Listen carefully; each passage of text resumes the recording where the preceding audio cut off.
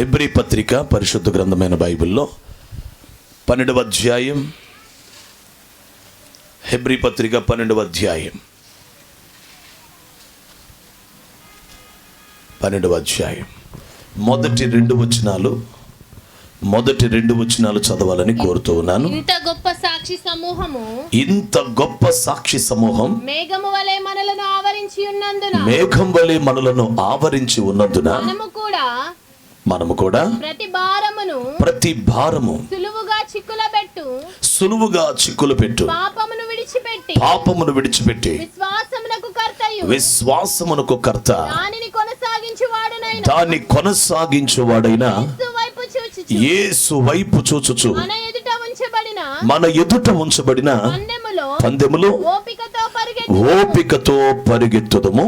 ఆయన తన ఎదుట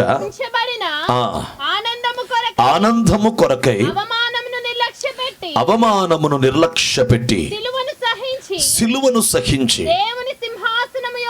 దేవుని సింహాసనము యొక్క కుడి పార్శ్వమున ఆసీనుడై ఉన్నాడు. హల్లెలూయా. ఈ లేఖనముల్లో నుంచి దేవుడు మనతో మాట్లాడుచున్నందుకే చేతులెత్తి అందరూ కళ్ళు మూసుకొని స్తోత్రం స్తోత్రం స్తోత్రం అనండి. అందరూ కూడా ఆశపడండి. ఒక్కసారి హృదయం తెరవండి. ప్రకటించువాడా, ఒప్పించువాడా, గ్రహింపు చేయువాడా, సమ్మతి గల మనసునిచ్చువాడా, వాక్య స్వరూపి, సత్య స్వరూపి, మాట్లాడు దేవుడా, సంఘమును కట్టువాడా, రాకడకు సిద్ధపరచువాడా, ఈ దినము కూడా నేనే తగ్గిపోవాలి, మీరు హెచ్చించబడాలి. నీ వాక్యమే పైకెత్తబడును గాక, నీ వాక్యమే ఘనపరచబడును గాక, నీ వాక్యమే బయలుపరచబడును గాక. యేసు రక్తాన్ని ప్రోక్షించుకుంటున్నాం. దూతల పరిచర్య కోరుకుంటున్నాం. పరిశుద్ధాత్మ మీ శైలిలో, మీ స్థాయిలో మీరు స్వేచ్ఛగా కదలాడండి నాయన. వెనుగల చెవి, చూడగల కన్ను, గ్రహించగల మనసు ప్రతి బిడ్డ పొందును గాక. పరిశుద్ధాత్మ మీ బుద్ధి వాక్య ఆత్మను విడుదల చేయండి. జ్ఞానవాక్య ఆత్మను విడుదల చేయండి. మీ బుద్ధిని మేము వినాలని ఆశపడుతున్నాం. మీ జ్ఞానమును మేము ఆలకించాలని ఆశపడుతున్నాం. యేసు క్రీస్తు నామములో పరిశుద్ధాత్మ మీరు మమ్మల్ని దర్శించుదురుగాక. ఆటంకపరుచు అపాది కార్యాలు యేసు రక్తములో, యేసు నామములో బంధిస్తున్నాము నాయన. మహిమ మీకు చెల్లిస్తూ నీ సేవకుల్ని మీరు ఆశీర్వదించమని యేసై పేరిట పొంది ఉన్నాము తండ్రి. ఆమేన్. హల్లెలూయా. మరొక వార్షికోత్సవాన్ని జరుపుకుంటున్న దైవజనులకి మరి యేసుక్రీస్తు నామములో నా శుభాకాంక్షలు తెలియపరుస్తున్నాను. కంగ్రాచులేషన్స్. హల్లెలూయా. మరలా సంవత్సరాలకి మీ పరిచర్యలో సేవకులు లేపబడునుగాక, శిష్యులు లేపబడునుగాక. హల్లెలూయా. కూర్చుందా. సేవకి ఫలం శిష్యులే. సేవలో ఎన్ని లక్షల మంది ఉన్నారని కాదు ముఖ్యం, సేవలో శిష్యులు ఉంటే అది ఫలం. That is a fruit. అందుకే యేసయ్య అంటాడు, మీరు వెళ్ళి సమస్త జనులను శిష్యులుగా చేయమన్నాడు. అంటే విశ్వాసుల స్థాయి నుంచి శిష్యుల స్థాయికి వచ్చేయాలి. Praise the lord. హల్లెలూయా. మొన్న ఈ మధ్యన ఒక చర్చికి వెళ్ళాను. మొన్న గురువారం ఓ చర్చికి వెళ్ళాను. అది కరెన్సీ నగర్లో చర్చికి వెళ్తే ఓ చిన్న ఇంట్లో జరుపుకుంటున్నారు. చాలా రేకుల షెడ్. అది ఒకవైపుకి రేకులు దింపు ఉన్నాయి. మహా అయితే ఇంత స్పేస్ అన్నమాట. ఈ గోడ నుంచి ఈ స్టేజ్ వరకు ఉంటుంది. ఇందులో కూర్చుంటారు ఎంతమంది అంటే ఒక 20-25 మంది కూర్చుంటారు. అందులో 4 శిష్యులకి మొన్న పరిచర్య చేయటానికి అభిషేకం చేశాం. 4 శిష్యులు. ఎంతమంది అంటే 20 మంది. కానీ 20 మందిలో మానిటర్ తగ్గించినానా? దేవునికి స్తోత్రం. నేను అరుస్తానులే, నా సౌండ్ రావట్లేదని బాధపడద్దు, వచ్చేస్తుంది మధ్యలో. హల్లెలూయా. దేవునికి స్తోత్రం. హల్లెలూయా. ఒక 20 మంది మాత్రం కూర్చుని ఉంటే అందులో 3 శిష్యులుగా, పరిచారకులుగా ప్రతిష్ఠ చేశాను. అప్పుడు నేను అన్నాను, ఈ సంఘం ఏదో చిన్న అల్పంగా అమాయకంగా షెడ్లో జరుగుతుంది, ఒక 20 మంది అనుకోబాకండి, ఇదిగో ఈ సంఘానికి ఫలం వీళ్ళే అని చెప్పాను. దేవునికి స్తోత్రం. మనము శిష్యులమైతే, మనము శిష్యులుగా తయారైతే నిశ్చయంగా సేవ విస్తరిస్తుంది, పరిచర్య విస్తరిస్తుంది, ఆత్మలో సంపాదన ప్రారంభమవుతుంది. యేసుక్రీస్తు నామములో నేను ప్రకటిస్తున్నాను, మిమ్మల్ని దేవుడు శిష్యులుగా చేయనుగాక. హల్లెలూయా. శిష్యునికి విశ్వాసకున్న ఒక్క తేడా చెప్పి వాక్యంలోకి వెళ్తాను. నా వైపు చూడండి. విశ్వాసం అంటే అంతా తీసుకోవటమే, శిష్యుడు అంటే ఇవ్వటం. అదే తేడా. విశ్వాసం ఏమో తీసుకునే అంత దేవుడు నాకు ఇవ్వు, ఇచ్చే నాకు ఇవ్వు అనేది విశ్వాస స్టేజ్. శిష్యుడైతే నేను నీకోసం ఇచ్చేస్తా ఇలా చేస్తా అలా చేస్తా, నా జీవితం, నా ప్రార్థన, నా విశ్వాసం, నా అభిషేకం ఇవన్నీ నేను వాడతాననేవాడు శిష్యుడు. ఇచ్చేసేవాడు శిష్యుడు, వదులుకునేవాడు శిష్యుడు. నాకు కావాలని పొందుకునేవాళ్ళు విశ్వాసులు. మరి మీరు విశ్వాసులుగా ఉంటారా, శిష్యులుగా అవుతారా? పెద్దగేం రాలేదు సౌండ్. 40 రోజులు ఉపవాస ప్రార్థనకి ఎంత సౌండ్ రావాలో తెలుసా? అంత ఇక్కడ అంత అగ్నిగా ఉండాలి, మొత్తం ఫైర్గా ఉండాలా. చక్కగా ఫంక్షన్ అని కొత్త బట్టలు వేసుకొని మంచిగా రెడీ అయ్యి తలస్నానం చేసి నీట్గా సెంటు కొట్టుకొని వచ్చినట్టున్నారు. మంచిదేలే, తప్పేముంది, నీట్గానే ఉండాలి దేవుని బిడ్డలో, దేవునికి స్తోత్రం. కానీ లోపల అగ్ని మడుగు తగ్గటానికి వీల్లేదు. హల్లెలూయా. యేసుక్రీస్తు నామములో దేవుడు ఇక్కడ శిష్యులను లేపునుగాక. ఆమేన్. మంచిది. ఇక దేవుని వాక్యాన్ని మీరు శ్రద్ధగా ఆలకించే ప్రయత్నం చేయండి. పరిశుద్ధాత్మ మనందరితో మాట్లాడు ఈ లేఖనాన్ని మీ ముందుకి దేవుని ఆత్మ తీసుకుని వస్తూ ఉండగా, ఈరోజు ఈ లేఖనము ద్వారా మన ఆధ్యాత్మిక జీవితాలు ఒక నూతన అనుభవంలో కట్టబడునుగాక. ప్రియులారా, జాగ్రత్తగా నా వైపు చూస్తూ ఆలకించండి. పౌలు అపోస్తలుడు హెబ్రీ సంఘానికి ఉత్తరం రాస్తూ దైవజనుడు పలుకుతున్న మాట ఏమిటంటే, ఇంత గొప్ప సాక్షి సమూహం అన్నాడు. A great witnesses of cloud, a great cloud of witnesses. ఇంత గొప్ప సాక్షి సమూహం అనండి ఒకసారి. ఇంకొంచెం గొప్పగా చెప్పండి. పర్వాలేదులే, సరిపెట్టుకుందాం. హల్లెలూయా. గొప్పగా చెప్పమంటే భలే గొప్పగా చెప్తున్నారు మీరు అసలు. హల్లెలూయా. ఇంత గొప్ప సాక్షి సమూహం అంటున్నాడు పౌలు భక్తుడు. అంటూ ఏమన్నాడు తెలుసా? మేఘము వలె మనలను ఆవరించినందున అన్నాడు. ఇంత గొప్ప సాక్షి సమూహం అనే మాటే చాలా ఆశ్చర్యాన్ని కలిగించే మాట. రెండవది, దానికి తోడు ఏమన్నాడంటే, ఈ ఇంత గొప్ప సాక్షి సమూహం ఎవరంటే ఒక మేఘము వలె ఉన్నారు. They are a cloud, they became as a cloud. వాళ్ళు ఒక మేఘమయ్యారు, ఒక మేఘం వలె మమ్మల్ని ఆవరించి ఉన్నారు. దేవునికి స్తోత్రం అని చెప్పంటాడు. మరి వాళ్ళు ఇంత గొప్ప సాక్షి సమూహంగా మన ముందు ఉన్నారు. వాళ్ళొక మేఘమయ్యారు మనకి. కాబట్టి సులువుగా చిక్కులు పెట్టి పాపాలకి ఇక మీరు ఛాన్స్ ఇవ్వక్కర్లేదు. మీ మీద ఉన్న ప్రతి భారాన్ని మీరు పక్కన పెట్టేయాలి. మీ అలసట, మీ విసుగు అన్ని పక్కన పెట్టాలి. మీ ముందుంచబడిన పరుగు పందెంలో ఓపికతో పరిగెత్తాలి. చప్పట్లు కొడుతూ దేవుని మహిమ చెల్లిద్దాం. హల్లెలూయా, హల్లెలూయా. అందరూ చెప్పండి, మనకు ఒక పందెం ఉన్నది అనండి ఒకసారి. హల్లెలూయా. మనము పందెములో ఉన్నాము అనండి అందరూ. We are in a race. మనం ఒక పందెములో ఉన్నాం. దైవజనుని పందెము వేరు, విశ్వాసుల పందెము వేరు, సంఘము యొక్క పందెము వేరు. Every individual has a race. విశ్వాసుకి లేక దైవజనుడి యొక్క సేవకుని యొక్క పందెము వేరు, విశ్వాసు యొక్క వ్యక్తిగత పందెము వేరు. సంఘమంతా కార్పొరేట్గా కలిపితే వారి పందెము వేరు. అసలు ఈ దృష్టి లేకుండా ఏదో ఒక సంఘం, ఏదో ఒక పరిచర్య, ఏదో ఒక నామినల్గా సాగిపోతున్నటువంటి అనుభవాలు ఈ దినాల్లో జరుగుతూ ఉన్నాయి. ఈ వార్షికోత్సవం రోజున దేవుని ఆత్మ మీ ఎదురుకు తీసుకొస్తున్నమాట, మన పరుగు పందెములో మనం ఓపికగా పరిగెత్తాలి. హల్లెలూయా.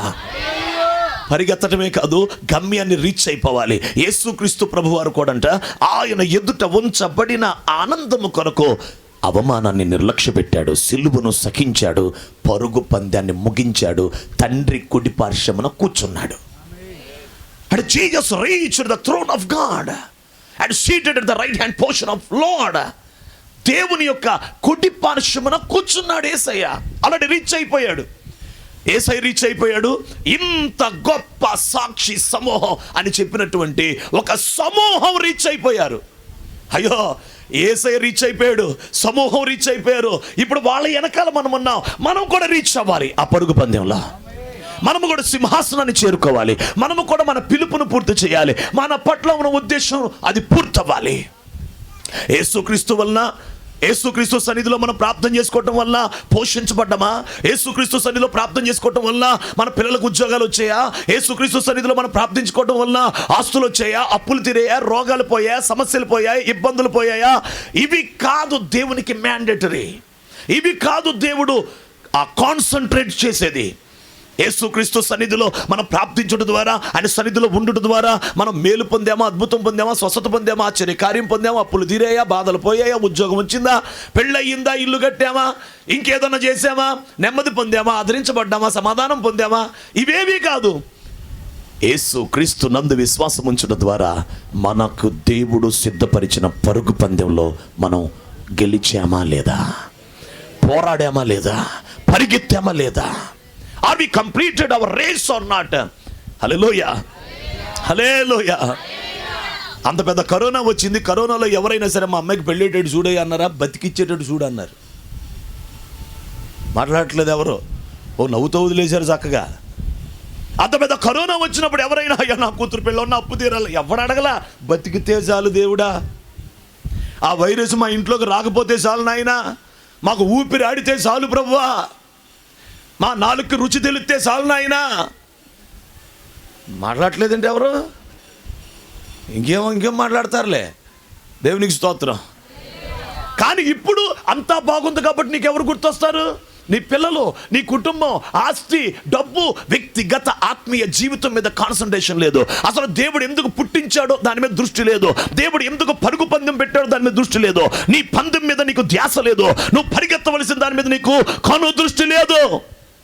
వాయి అన్నీ బాగున్నాయి, అన్నీ బాగున్నాయి, అన్నీ బాగున్నాయి కనుక పెట్టవలసిన దృష్టి, పెట్టవలసిన వాటి మీద, ఆధ్యాత్మిక జీవితం మీద పెట్టట్లా.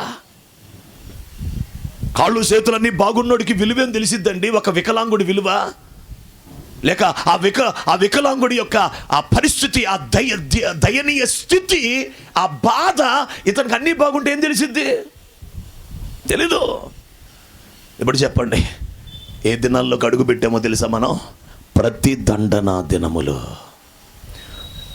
వేదనలకు ప్రారంభం. నువ్వు అవునన్నా కాదన్నా శుభవాని బోర్లు కడితే కూడా ఈ మాట చెప్తావేంటయ్యా? నువ్వు బోర్లు కట్టే ఉన్న గట్టు వాక్యం అదేగా. దేవునికి స్తోత్రం. శుభవా అంటూ పలావ్ తినబోతున్నావు, అయినా ఈ మాటలేంటయ్యా? నేనేం చేయను, దేవుని ఆత్మ ఏం చెప్తే చెప్పాలి కదా. హల్లెలూయా. నాకైతే ఇది పెద్ద ఫంక్షన్గా ఏమి అనిపించట్లే, ఇది కూడా ఉపవాస ప్రార్థనే. దేవునికి స్తోత్రం. హల్లెలూయా, హల్లెలూయా. డిసెంబర్ నెలంతా ఉపవాసాలు ఫీలింగ్ ఉంటానే ఉండాల, డిసెంబర్ 31 అడుగు పెట్టేదాకా. దేవునికి స్తోత్రం. హల్లెలూయా. ఇప్పుడు ఆలకించండి. ప్రతిదండన దినముల్లోకి మనం అడుగు పెడుతున్నాం.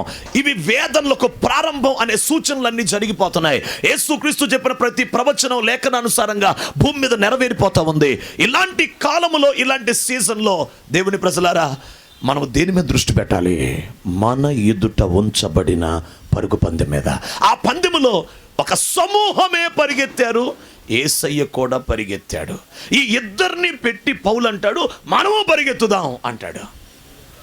కాబట్టి అలసట అనే మాటకి బాధపడకుండా, విసుగు అనే మాటకి బాధపడకుండా, అంతకంటే ముందు పరిగెత్తిన సమూహాన్ని జ్ఞాపకం చేసుకోవాలి. అంతకంటే ముందు పరిగెత్తిన యేసును జ్ఞాపకం చేసుకోవాలి. యేసయ్య యొక్క ఆ విజయవంతమైన పరుగును జ్ఞాపకం చేసుకోవాలి. ఎందుకంటే ఆయన పరిగెత్తేశాడు, సమూహం పరిగెత్తేశారు. ఆ సమూహానికి ఒక పేరు పెట్టాడు పౌలు, ఇంత గొప్ప సాక్షి సమూహం. హల్లెలూయా, హల్లెలూయా. ఆశ్చర్యం కలిగి ఒక మాట చెప్పనా? నా వైపు చూడండి. వాస్తవానికి పౌలే చాలా గొప్ప సాక్షి, కానీ ఆయనకు కూడా ఎవరో గొప్ప సాక్షులు ఉన్నారంట. ఇప్పుడు నేనే గొప్ప సాక్షిని అనుకోండి భూమి మీద, నేను ఎవరినో పట్టుకొని మీరు గొప్ప సాక్షులు అన్నాను అనుకోండి, ఎంత ఆశ్చర్యం. పౌలు ఎవరండి? గొప్ప సాక్షి. ఇంకో మాట చెప్పనా? దేవుడు తన పిలుపులో కూడా ఏం చెప్పాడు తెలుసా? నిన్ను ఒక సాక్షిగా నేను నిలబెడతానని చెప్పాడు. అంటే ఆయన కాలింగ్లో సాక్షి అనేది కూడా ఉంది, ఆయన కాలింగ్లో పరిచారకుడు ఉంది, ఆయన కాలింగ్లో అపోస్తలుడు ఉంది, ఆయన కాలింగ్లో శ్రమలను సహించటం ఉంది, దేవుని నామాన్ని భరించడం ఉంది. అసలు పౌలు యొక్క పిలుపు అంత విస్తారమైన పిలుపు భూమి మీద ఏ దైవజనుడికి లేదేమో అనిపిస్తుంది. పేతురు కేవలం అపోస్తలుడు మాత్రమే, కానీ పౌలు యొక్క పిలుపులో చాలా భాగాలు ఉన్నాయి. So many parts in his calling. ఆయన పరిచారకుడుగా, అపోస్తులుడుగా, ఆయన సాక్షిగా, ఆయన దేవుని నామాన్ని భరించవలసిన వాడిగా అనేక పిలుపులు కలిగి ఉన్నవాడు దైవజనుడైన పౌలు. అలాంటి పౌలు అంటాడు, ఇంత గొప్ప సాక్షి సమూహం అంటే, పౌలయ్య నువ్వే చాలా గొప్ప సాక్షివి, దేవుణ్ణి కళ్ళారా చూసినోడివి, ఆయన స్వరం వినినవాడివి, సువార్తను దేవుని వల్ల పొందుకున్నవాడివి, ఎవరో నేర్పిస్తే నేర్చుకోలేదు, యేసయ్య బయలుపరిస్తేనే నీకు అన్నీ తెలిసినవి, నువ్వు దాని ద్వారా సువార్త చెప్పి ఖండములకు వాక్యం తీసుకుని వెళ్ళి అపోస్తులందరిలో గొప్ప సేవ చేసినోడివి, నువ్వు కడపటి వాడు అని నిన్ను తగ్గించుకున్నా, అసలు అపోస్తుల్లో గొప్పోడువు నువ్వే అని ఈరోజు అందరూ ఒప్పుకోవలసి వస్తుంది. అంత గొప్ప సాక్షివైన నీవు ఏమంటున్నాడు తెలుసా? తనకెవరో కనపడ్డారంట, ఇంత గొప్ప సాక్షి సమూహం అంటున్నాడు. దేవునికి స్తోత్ర, హల్లెలూయా. వాళ్ళని గొప్ప సాక్షులు అన్నాడు కదండి. ఇంకో మాట ఏమన్నాడు తెలుసా? వాళ్ళని ఆల్రెడీ పరుగు పందెంలో ఓపికగా పరిగెత్తి రీచ్ అయిపోయిన వాళ్ళని ఏమన్నాడు తెలుసా? హల్లెలూయా. మేఘము వలె ఆవరించారు అన్నాడు. చెప్పండి ఇంకోసారి అనండి. ఆ సమూహమును మేఘం అన్నాడు. మేఘం, దే ఆర్ క్లౌడ్ అన్నాడు, మేఘం అన్నాడు. హల్లెలూయా. నేను అంటున్నాను, పౌలే చాలా మందికి మేఘం అయితే పౌలుకి ఇంకో మేఘం ఉందా? హల్లెలూయా. పౌలు అంటున్నాడు, మన మీద ఒక మేఘం ఉంది, వీఆర్ అండర్ ఏ క్లౌడ్, మన మీద ఒక మేఘం ఉంది. ఆ మేఘం ఎవరంటే, ఇదిగో కొంతమంది గొప్ప సాక్షి సమూహంగా పరుగు పందెంలో ఓపికగా పరిగెత్తిన వాళ్ళు ఇప్పుడు మనకు మేఘం అయ్యారు. దేవునికి స్తోత్రం. ఇప్పుడు మీకు చెప్తాను చూడండి, చాలా జాగ్రత్తగా వినండి. ఇశ్రాయేలు అరణ్యంలో ప్రయాణం చేసేటప్పుడు దేవుడు ప్రజలకి మేఘమయ్యాడు. పాత నిబంధన కాలంలో ఉన్న పరిశుద్ధులు, సంపూర్ణ సిద్ధి పొందిన నీతిమంతులు, కొందరు పరిశుద్ధులైన భక్తులు క్రొత్త నిబంధనకి మేఘమయ్యారు. ఇప్పుడు భూమి మీద ఉన్న క్రొత్త నిబంధన సంఘం, అది ఈ బేతేల్ అపోస్తలిక్ పరిచర్య అయినా మేమైనా ఎవరమైనా రాబోవు తరమునకు మేఘం అవ్వాలి. చప్పట్లు కొడుతూ దేవుని మహిమ చెల్లిద్దాం. హల్లెలూయా. ఈరోజు నేను ప్రకటిస్తున్న మాట, వచ్చే సంవత్సరానికి ఈ సహవాసం ఒక మేఘం అవ్వాలి. ఈ సహవాసం గొప్ప సాక్షి సమూహం అవ్వాలి. హల్లెలూయా. దేవుని బిడ్డలారా, మేఘము యొక్క పరిచర్య ఏమిటి? నా వైపు చూడండి. ఇశ్రాయేలు ప్రజలు ప్రయాణం చేసింది ఒక చెట్లు భయంకరమైన గుబురుగా ఉన్నటువంటి అరణ్యంలో కాదు. వాళ్ళు ప్రయాణం చేసింది ఎడారి అరణ్యం, డెజర్టెడ్ విల్డర్నెస్, డెజర్టెడ్ ఫారెస్ట్. అదొక భయంకరమైన ఎడారి అరణ్యం. ఆ ఎడారి అరణ్యంలో తాపకరమైన సర్పాలు, భయంకరమైన పాములు, భయంకరమైన చెట్లు ఉండవు, నేడుండదు. అది ఎరిగిన దేవుడు ఇశ్రాయేలులో ఐగుప్తు నుంచి అడుగు బయట పెట్టడంతోనే సముద్రం దాటేటప్పుడే దేవుడు ఏం చేశాడు తెలుసా? ఒక మేఘాన్ని తీసుకొచ్చేసాడు. దేవునికి స్తోత్రం. నా వైపు చూడండి. ఇశ్రాయేలు మేఘం కింద ఉన్నందుకు ఏం జరిగిందో తెలుసమ్మా? వాళ్ళ శరీరం వాసన కొట్ల. మేఘం కింద ఉన్నందుకు ఏం జరిగిందో తెలుసా? వాళ్ళ వస్త్రం పాతగిల్లా. వారు మేఘం కింద ఉన్నందుకు ఏం జరిగిందో తెలుసా? వాళ్ళ కాళ్ళు వాపు రాలేదు, వారి చెప్పులు వారు తెగిపోలేదు. అంటే నా వైపు చూడండి, వాసన రాలేదు. వాసన రావాలంటే, శరీరం వాసన రావాలంటే ఏం పట్టాలి ఒంటికి? ఇప్పుడు ఏం పట్టలేదు. మేఘం ఉండటం వల్ల ఏం పట్ల? అసలు చెమట పట్టేది ఎప్పుడు? ఎండగాసినప్పుడు, లేదా ఇంకా కాదు నాన్న, మేఘం కింద కష్టపడినప్పుడు, ప్రయాణం చేసినప్పుడు, అంటే అలసిపోయినప్పుడు అనండి అందరూ కదా. అలసిపోయినప్పుడు ఏం పడుతుంది అంటే, ఇప్పుడు ఇశ్రాయేలుకి ఏం పట్టలేదు అంటే వాళ్ళు ఏం అవ్వలేదు అంటే, మేఘం ఏం చేయగలదు? చప్పట్లు కొడుతూ దేవుని అలసిపోనివ్వదు మేఘం. మేఘము యొక్క పరిచర్య అలసిపోనివ్వదు. దేవుని మేఘం, ద మినిస్ట్రీ ఆఫ్ క్లౌడ్, మేఘము అలసిపోనివ్వదు. ఇంకేం చేస్తుందో తెలుసా? అలసట రాలేదు అంటే ఇక ప్రయాణంలో కాళ్ళకి ఏం రాట్లా, వాపు రాట్లా, చెప్పులు వారు తెగిపోట్లా. అంటే నా వైపు చూడండి. రెండో మాట ఏంటో తెలుసా మేఘం గురించి? ప్రయాణం ఆగదు. అలసట రాదు, అలసిపోము, ఆగిపోము అనండి అందరూ. ఇంకోసారి అనాలి చక్కగా. చాలా మంది జీవితాల్లో అలసిపోవట్లేదా బతుకులో? ఈ ఆదివారం నుంచి ఇంకో ఆదివారం లోపు అలిసిపోయి మొహం నల్లగా పెట్టుకొని రారు ఆరాధనకి. అసలు నాకు ఎన్ని బాధలు ఉన్నాయో, పాస్టర్ గారి దగ్గరికి వచ్చి నా చేయి పెడుతున్నా, దిగులుగా పెడతాం మాకు, ఎందుకంటే నీ బాధ మేము తెలుసుకోవాలి. తెలుసుకుని, అమ్మా ఏంటమ్మా అంతగా అలా ఉన్నావు ఏంటమ్మా, అసలు నీ మొక్క ఏంటమ్మా, ఏం అడగలేదు అనుకో అని వెళ్ళిపోద్ది అంతే. ఓ దీర్ఘం తీసి 10 రోజులు కలిసిపోతారు, 5 రోజులు కలిసిపోతారు, వారం రోజులు కలిసిపోతారు, నెల రోజులు కలిసిపోతారు. అలసిపోతుంది జీవితం. ఆగిపోతున్నారు కొంతమంది. ఒకరోజు ప్రార్థన చేస్తే ఇంకో రోజు చెయ్యో, 10 రోజులు ప్రార్థన చేస్తే ఇంకోసారి చెయ్యో, వాక్యం చదివితే ఇంకోసారి చదవో. ఆగిపోతున్నావు, అలసిపోతున్నావు, ఆగిపోతున్నావు. ఇక్కడ ఎవరున్నారో వాళ్ళు నాకు తెలీదు. యేసు క్రీస్తు నామములో ప్రకటిస్తున్నాను, నీ కొరకు ఒక మేఘాన్ని దేవుడు సిద్ధపరుస్తున్నాడు.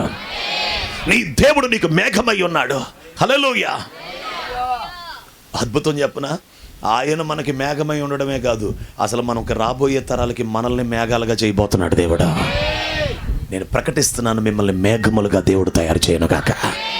నువ్వు మేఘమయ్యావంటే జరిగేది ఏంటో తెలుసా? పాత నిబంధన పరిశుద్ధులు మేఘమైనందుకు పౌలుకి చెమట పట్టట్లా, పౌలుకి అలసట రావట్లా. పాత నిబంధన పరిశుద్ధులు ఇంత గొప్ప సాక్షి సమూహం మాకు మేఘమయ్యారు, మాకు మేఘం వలె ఉన్నారు అన్న పౌలుకి చెమట పట్టట్లా, శరీరం అలసిపోట్లా, ప్రయాణం ఆగట్లా, చెప్పులు వారు తెగిపోట్లా, అలసిపోవట్లేదు, ఆగిపోవట్లేదు పౌలు. కారణం పాత నిబంధన పరిశుద్ధులందరూ అతనికి మేఘమయ్యారు. ఎట్లా అయ్యారు? ధర్మశాస్త్రం చదువుకున్నాడు, వాక్యాన్ని ధ్యానించాడు, ఏమేమి రాశారో వాటన్నిటి లోతుల్లోకి వెళ్ళాడు. ఎక్కడి నుంచి? హేబేల్ దగ్గరికి వెళ్ళాడు. హేబేల్ దగ్గర నుంచి ఆలోచిస్తున్నాడు. ఒక్కొక్కరిని ఆలోచిస్తుంటే వారి అనుభవం ఇతనికి అలసట లేకుండా చేస్తుంది, వాళ్ళ అనుభవం ఇతను ఆగిపోకుండా చేస్తుంది, వాళ్ళ భక్తి వీళ్ళకి ప్రోత్సాహం అవుతుంది. వాళ్ళ భక్తి. మరి నువ్వెందుకు దిగులు పడుతున్నావు? నువ్వెందుకు విచారపడుతున్నావు? నీకు దేవుని వాక్యము ధ్యానించి ఆ వాక్యములో ఉన్న ఆ పరిశుద్ధులు, నీతిమంతులు, భక్తులు నడిచిన అనుభవాలలో ఆ ఆధ్యాత్మిక విజయాలు, పోరాటాలు నేర్చుకొని, అన్వయించుకొని, విశ్వసించి, నేను నడిచినప్పుడు కూడా నా దేవుడిలాగే చేస్తాడు, నేను నడిచేటప్పుడు కూడా నా దేవుడిలాగే కాపాడుతాడు, వాళ్ళని కాపాడిన దేవుడు నన్ను కాపాడుతాడు అనే ఒక విశ్వాసం, నమ్మకం నీకు కలగకపోవటమే కారణం.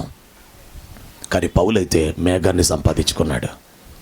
పౌలు మేఘాన్ని సంపాదించుకున్నాడు. దేవునికి స్తోత్రం. హల్లెలూయా, హల్లెలూయా. రాబో తరాలకి మనం ఒక మేఘాలుగా మార్చబడితే, అమ్మా పొగ పెట్టేశారా? దేవునికి స్తోత్రం. దానివల్ల ఆ పొగ దేనికన్నా మనమేగా తినేది, మళ్ళీ భోజనం అది. దేవునికి స్తోత్రం. వాళ్ళకి వచ్చి ఇన్ఫర్మేషన్ ఇచ్చిరండి, కిందకి ఎవరన్నా వెళ్ళి దాన్ని కొంచెం కంట్రోల్ చేయమని చెప్పండి. దేవునికి స్తోత్రం చెప్పండి, చేతులైతే చెప్పండి హల్లెలూయా, హల్లెలూయా. మేఘాన్ని రమ్మంటే పొగ వస్తుంది ఏంటి? దేవునికి స్తోత్రం, హల్లెలూయా. చేతులెత్తి స్తోత్రం చెప్పండి. దేవుని ప్రజలారా, నా వైపు చూస్తూ ఆలకించండి జాగ్రత్తగా. అయ్యా వినండి, బైబిల్ చదివే టైం ఇది కాదండి. నా వైపు చూడాలి, చక్కగా వాక్యం వినాలి, దేవుని సన్నిధిలో వాక్యాన్ని పొందుకొని వెళ్ళాలి. దేవునికి స్తోత్రం. ప్రియ దేవుని ప్రజలారా, మనము ఒక మేఘమైతే మన తర్వాత తరం అలిసిపోరు. నేను ఒక మాట చెప్పనా, అలిసిపోయేది ఏదన్నా ఉంటే నువ్వే అలిసిపో, నీ కూతురు అలిసిపోకూడదు, నీ కొడుకు అలిసిపోకూడదు. నువ్వు ఒక మేఘం అయిపోవాలి వాళ్ళకి, వాళ్ళ లైఫ్కి నువ్వు ఒక మేఘం అవ్వాలి. నేను చెప్పనా, అలిసిపోతే సేవకుడి అలిసిపోవాలి. ఇప్పుడు అలిసిపోతే, నలిగిపోతే, కరిగిపోతే ఒక మేఘంగా తయారవటానికి ఒక ఇప్పుడు నీళ్లు మసిలిపోతేనే మేఘం అవుద్దండి. ఎండకి సముద్రం మసిలిపోతేనే మేఘాలు తయారవుతాయండి. ఓ సేవకుడు, ఒక సేవ, ఒక సంఘం, ఒక విశ్వాసులు ఈ కాలంలో మసిలిపోవాలి, కాలిపోవాలి, ఆవిరవ్వాలి, మేఘం అవ్వాలి. మేఘం అయితేనే ఆ తర్వాత కాలంలో ఈ బేతేలు పరిచర్యలు ఉన్న పిల్లలు ప్రార్థించటానికి అలిసిపోరు, కన్నీళ్లు విడవటానికి అలిసిపోరు, విశ్వాసంగా బతకటానికి అలిసిపోరు, పరిశుద్ధంగా ఉండడానికి అలిసిపోరు.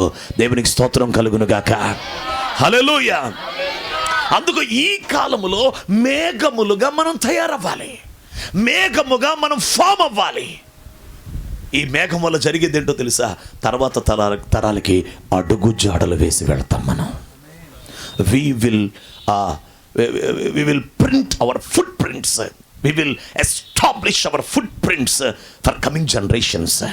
రాబోతున్న తరాలకి మన ఒక ఫుట్ ప్రింట్స్ వేసి వెళ్ళగలుగుతాం. ఆ ఫుట్ ప్రింట్స్లో, అడుగు జాడల్లో చాలా జాగ్రత్తగా కాళ్ళు వేసుకొని మన వెనకాల నడుచుకుంటే, ఇదిగో మా అయ్య ఉన్నాడండి, ఓ మా అయ్య పరిశుద్ధరాజు ఎంత ప్రార్థన చేసేవాడు, మా అయ్య ఎంత కన్నీళ్ళు విడిచాడో, ప్రతి సంవత్సరం 40 రోజులు ఉపాసన చేస్తాడమ్మా, కన్నీళ్ళు విడుస్తాడమ్మా, ఎంత ప్రార్థన చేస్తాడమ్మా. ఈ పిల్లలకి, చిన్నపిల్లలకి ఎలా ఉంటుందంటే, ఇదిగో మేము కూడా అదే అడుగుల్లో అడుగేసుకొని వెళ్ళాలి. మా అయ్య రీచ్ అయిపోయాడు, ఇప్పుడు మేము రీచ్ అవ్వాలి, అందుకు ఆ అడుగుల్లో మేము అడుగులు వేసుకొని వెళ్ళాలి. హల్లెలూయా. ఆల్రెడీ ఒక పెద్దయ్య అడుగులేశారు, ఆ అడుగులను చూశారు, ఆ అడుగుల్లో అడుగులేశారు. ఈరోజు సేవ కట్టబడింది. దేవుని పరిచర్య ఓ తండ్రి దగ్గర నుంచి, ఆ తండ్రి యొక్క అడుగులు, అనేక మంది సేవకుల అడుగులు, వాటిని చూసి ఆ అడుగుల్లో అడుగులేయటం నేర్చుకున్నందుకు ఈరోజు సంఘం కట్టబడింది. ఇప్పుడు ఆ అడుగులను గనక తయారు చేయగలిగితే ఈ అడుగుల్లో వెనకాలోళ్ళు నడుచుకుంటూ వచ్చేస్తారు అడుగుల్లో. హల్లెలూయా, హల్లెలూయా. మీరు చెప్పండి, ఒక బీడు భూమిలో అడుగులేయటం తేలిక కష్టమా? మాట్లాడరే? బీడు భూమి, ఇదేంటిది? బీడు భూమి. ఇప్పుడు లోకం ఏంటి? బీడు. మన తర్వాత వాళ్ళకి రే ఇలా ప్రార్థన చేసుకోండిరా అని వాళ్ళకు ఒక అడుగు జాడ మనం వేసి వెళ్ళాలంటే ఇప్పుడు మనం ప్రార్థన చేయలేకపోతున్నాం. ఎందుకు? బీడు. అనుకూలంగా లేవు, పరిస్థితులు అనుకూలంగా లేవు, గట్టిగా ఉంది. ఇతరులకు మాదిరిగా ఉండటకు, ఇప్పుడు మాదిరిగా బతకటానికి, ఇప్పుడు సాక్షులుగా బతకటానికి, ఇప్పుడు ఒక అడుగు జాడలు వేయటానికి అడుగును గట్టిగా ఒత్తుదామంటే బీడు. పరిస్థితులు అనుకూలించట్లా. లోకంలో వ్యతిరేకత, పాపము, శాపము, ఆశలు, శరీరము, అనారోగ్యము, ఇబ్బందులు, కరువు, ఖడ్గము, ఓ బిజీ, రకరకాల పనుల్లో. హల్లెలూయా. మరి మన తర్వాత వాళ్ళకి అడుగు వేయాలంటే దేవునికి స్తోత్రం. హల్లెలూయా.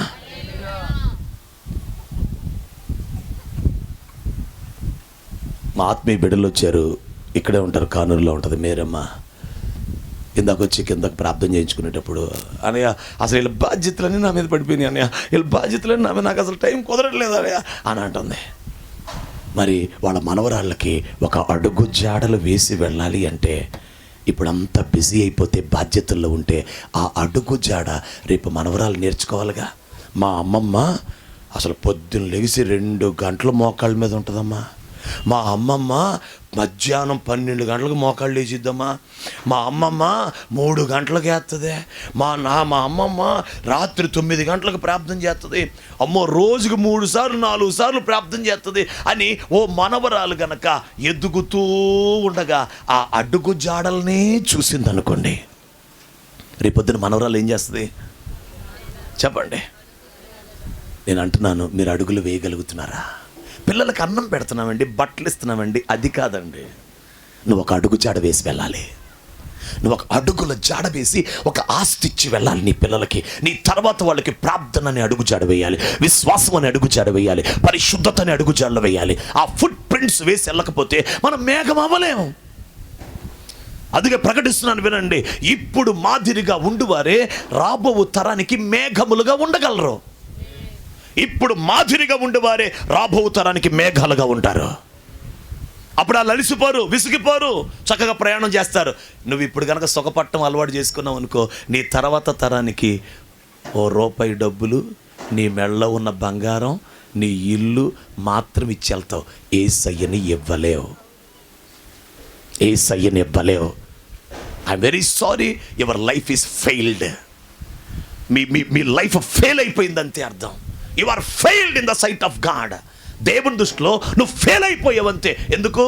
నీ బంగారం ఇచ్చావు నీ పిల్లలకి, నీ ఇల్లు ఇచ్చావు నీ పిల్లలకి, డబ్బు కొంత కొద్దో గొప్ప ఇచ్చావు, చదువు ఇచ్చావు, ఉద్యోగాలు ఏదో చేసుకుంటానికి ఇచ్చావు, కానీ యేసుని ఇవ్వలేకపోయావు. యేసయ్య అడుగుజాళ్ళు ఇవ్వలేకపోయావు. యేసయ్యను పోలి నడిచిన జీవితం నీ పిల్లలకి ఇవ్వలేకపోయావు. మీ కుడి చేయి పైకి ఎత్తండి, మీ కుడి చేయి పైకి ఎత్తండి, అందరు ఎత్తండి. యేసుక్రీస్తు నామములో మిమ్మల్ని దేవుడు మాదిరిగా ఉంచునుగాక, అడుగు జాడల గుర్తు వేసే కృపనిచ్చునుగాక. చప్పట్లు కొడుతూ మహిమ చెల్లించండి గట్టిగా. యేసుక్రీస్తు నామములో కృప కలుగునుగాక, కృప కలుగునుగాక. ఆమేన్, ఆమేన్. దేవునికే మహిమ. ఇప్పుడు మీ తలపైకి ఎత్తండి, జాగ్రత్తగా వినండి. దేవునికి స్తోత్రం. ఒక రోజున పరమగీత కన్యక తండ్రి లేక యేసుక్రీస్తు ప్రభు అని ప్రియుడైన యేసుక్రీస్తుని అడుగుతుంది. ఒకసారి చదవండి, 1వ అధ్యాయం, పరమగీత గ్రంథం 1వ అధ్యాయం, పరమగీత గ్రంథం 1వ అధ్యాయం.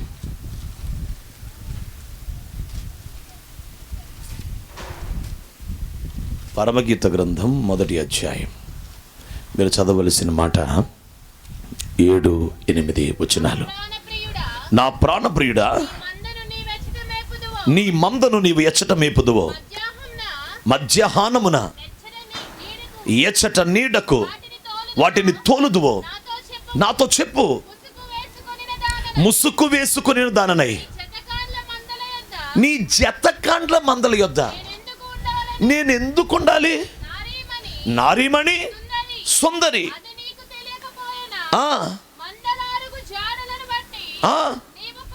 చాలు, తలపైకి ఎత్తండి ఒకసారి. హల్లెలూయా. ఇప్పటికే కొంతమందికి దొరుకుంటుంది ఆ మాట. అర్థమైందా? మనసుకు వచ్చిందా ఆలోచన? నా వైపు చూడమ్మా. ప్రియురాలు అడుగుతుంది, ప్రియుడా నీ మంద నువ్వు ఎచ్చట మేపుతున్నావు, ఎచ్చట నీడకు తోలేవు అని అడిగింది. అసలు ఆ ప్రశ్న అడిగినందుకు నా బోటుని ఎవరన్నా అడిగారు అనుకో, ఏమని, అయ్యా మీరు ఇంకా కొద్ది కాలం ముందు మీరు ఎప్పుడో సేవ మొదలు పెట్టారు కదా, ఆ మొదటి సంఘాన్ని మీరు ఎలా నడిపించారు, మీరు ఎలా బలపరిచారు, మీరు స్థాపించిన ఫస్ట్ బ్రాంచీని మీరు ఎలా బలపరిచారు అని నన్ను ఎవరన్నా ఇప్పుడు స్థాపించిన కొత్త సంఘం వాళ్ళు అడిగారు అనుకో, నేను ఎలా ఫీల్ అవుతాను? ఆహా, నా బిడ్డలు ఆ మొదటిసారి అడిగింది, ఆహా మొదటిసారి మొదటి బ్రాంచీ కోసం అడుగుతున్నారు అని నేను ఎంత ఆనందంగా ఫీల్ అయిపోతాను. అప్పుడు ఏమంటుంది, ప్రియులారా అప్పట్లో మరి దేవుని కృపను బట్టి ఉపవాసాలు చేసి, అప్పట్లో మరి ఇంత ప్రార్థన చేసి, అప్పట్లో మరి ఇంత అభిషేకముతో నడిపించాం, అందుకే ఆ మొదటి బ్రాంచ్ వాళ్ళు ఇంత బలం పొందుకున్నారు, ఇప్పుడు మీరు కొత్తగా వచ్చారు, అదే మీరు పాటించండి అని ఆనందంతో చెప్తాం. కానీ యేసుప్రభు ఏమన్నాడు తెలుసా? నీ ప్రియుని మందేదయ్యా, ఎక్కడికి తోలేవయ్యా? నాకంటే ముందు పరుగు పందెంలో వెళ్ళినోళ్ళు ఎక్కడికి వెళ్ళారయ్యా? అయ్యా వాళ్ళు ఏ చోటకి చేరిపోయారయ్యా, నాకంటే ముందు పరిగెత్తినోళ్ళు అని అంటే ఆనందపడిపోయి జవాబు చెప్పవలసిన దేవుడు ఏమన్నాడు తెలుసా? అది నీకు తెలియకపోయినా అన్నాడు. దేవునికి స్తోత్రం. ఏమన్నాడమ్మా? అది నీకు అంటే ఏంటి? ఇప్పటికే నువ్వు తెలుసుకొని ఉండాలి, ఇప్పటికీ నీకు గ్రహింపై ఉండాలి. అది నీకు తెలియకపోయినా ప్రియురాలా అని చెప్పి, సరే ఇటు ఈ అడవి దాటి రైట్ సైడ్ వెళ్ళు, రైట్ నుంచి కొండలు వస్తాయి, అక్కడ దిగు, కొండ నుంచి లోయలు వస్తాయి, వెళ్ళు, అక్కడికి వెళ్ళు, అక్కడ ఉంటుంది నా మంద అని అడ్రస్ చెప్పలా. ఏమన్నాడు తెలుసా? వాళ్ళు ఎక్కడికి వెళ్ళిపోయారో నేను చెప్పను, ఎక్కడ చేరుకున్నారో నేను చెప్పను, ఏ దారిలో వెళ్ళారో నేను చెప్పను, నీవే వారి అడుగు జాడల్ని గుర్తుపట్టి వాళ్ళని చేరుకోవాలి. చప్పట్లు కొడుతూ దేవుని మహిమ చెల్లిద్దాం. హల్లెలూయా, హల్లెలూయా. యేసుక్రీస్తు నిన్న నేడు రేపు ఒకటి రీతిగా ఉంటాడా, మారిపోతాడా? ఆయన విధానాలు ఇప్పుడు ఒకటే. ఆయన ఎప్పుడు అడ్రస్ చెప్పడండి. పరలోకం వెళ్ళటానికి ఆల్రెడీ వెళ్ళినోళ్ళు ఉన్నారు, వాళ్ళు అడుగులు వేసుకుని వెళ్ళిపోవాలి అంతే. నీకు అడ్రస్ చెప్తాడా? నాకు చెప్తాడు యేసుప్రభు, నాకు నీకు చెప్పనమ్మా. ఆల్రెడీ నీకంటే ముందు నడిచిన వాళ్ళు ఉన్నారు, వాళ్ళ అడుగుల్లో జాగ్రత్తగా అడుగులు వేసుకుని వెళ్ళాలా. అంటే ఇప్పుడు నీకు ఏ కళ్ళు కావాలో తెలుసా? పరిశుద్ధులు నడిచిన అడుగులని వాక్యములో గుర్తుపట్టే మనోనేత్రాలు తెరవబడాలి. చప్పట్లు కొడుతూ దేవుని మహిమ చెల్లిద్దాం. యేసుక్రీస్తు నామములో దేవుడు మన కళ్ళు తెరుచును గాక. హల్లెలూయా. ఇప్పుడు నా ప్రశ్న, ఇన్ని సంవత్సరాల బైబిల్ చదువుతున్నారు, ఏమి గుర్తుపట్టారు? This is my great question. I think it is a great question. It will be very tough. ఇన్ని సంవత్సరాలు బైబిల్ చదువుతున్న వారులారా, ఇన్ని సంవత్సరాలు పరిశుద్ధ గ్రంథాన్ని చదువుతున్న మనం బైబిల్ చదువుతున్నప్పుడు, వాక్యాన్ని చదువుతున్నప్పుడు ఇప్పటి వరకు ఏం గుర్తుపట్టాం? మనకంటే ముందెళ్ళినటువంటి మంద, మనకంటే ముందెళ్ళినటువంటి గొప్ప సాక్షి సమూహం యొక్క ఒక ఆత్మీయ అడుగునైనా గుర్తుపట్టామా? ఒక్క ఫుట్ ప్రింట్ అయినా గుర్తుపట్టామా? అబ్రహాం విజయవంతమైన జీవితానికి ఇప్పుడు పరదేశుకి ఒక అధిపతిగా మారిపోయాడు, పరదేశునే కాపాడుతున్న వాడిగా ఉన్నాడు. ఆత్మలందరూ వెళ్ళి అటెండెన్స్ చేయించుకు, ఇక్కడ ఎవరు చచ్చిపోయినా పరిశుద్ధులు నీతిమంతులు అక్కడికి వెళ్ళగానే అబ్రహాం దగ్గరికి వెళ్ళి ప్రజెంట్ సార్ అని చెప్తే అక్కడ వేస్తాడు ఆయన అటెండెన్స్. అబ్రహాం గారు అక్కడ ఎవరు అనుకుంటున్నారు? ఆయనే కస్టోడియన్, అక్కడ గృహ నిర్వాహకుడు ఆయనే. దేవునికి స్తోత్రం. మరి ఆయన భక్తి జీవితంలో ఒక అడుగు గుర్తుపట్టామా? మరి బైబిల్లో ఏం గుర్తుపడుతున్నాం? బైబిల్లో ఏం చదువుతున్నాం? నాకు తెలిసి ఏం చదువుతాం తెలుసా? నీవు నడుచు మార్గమంతట్లో నేను నీకు తోడై ఉన్నాను. ప్రభా ఆమెన్, ఆమెన్, ఆమెన్. ప్రభా ఆమెన్. నాయనా యెహోవా నా మంచి కాపరి అంటే, అవును ప్రభా నువ్వు ఎప్పుడు నాకు మంచి కాపరివే నాయనా, నాయనా, నాయనా. నీ పిండి పిసుకు తొట్టి దీవించబడు ఆమెన్ అంటారు. పిండి పిసుకు తొట్టి, పిండి పిసుకు అనగా పిండి అనగానే ప్రభా స్తోత్రం స్తోత్రం, పిండి నాయన ప్రభా. నీ గానుగులు నూనె అంటే ఆమెన్ ప్రభా. ఇప్పుడు క్రిస్మస్ వచ్చింది, అరిసెలు చేసుకోవాలి నాయన, ఆమెన్. నూనె పెరుగు, నూనె.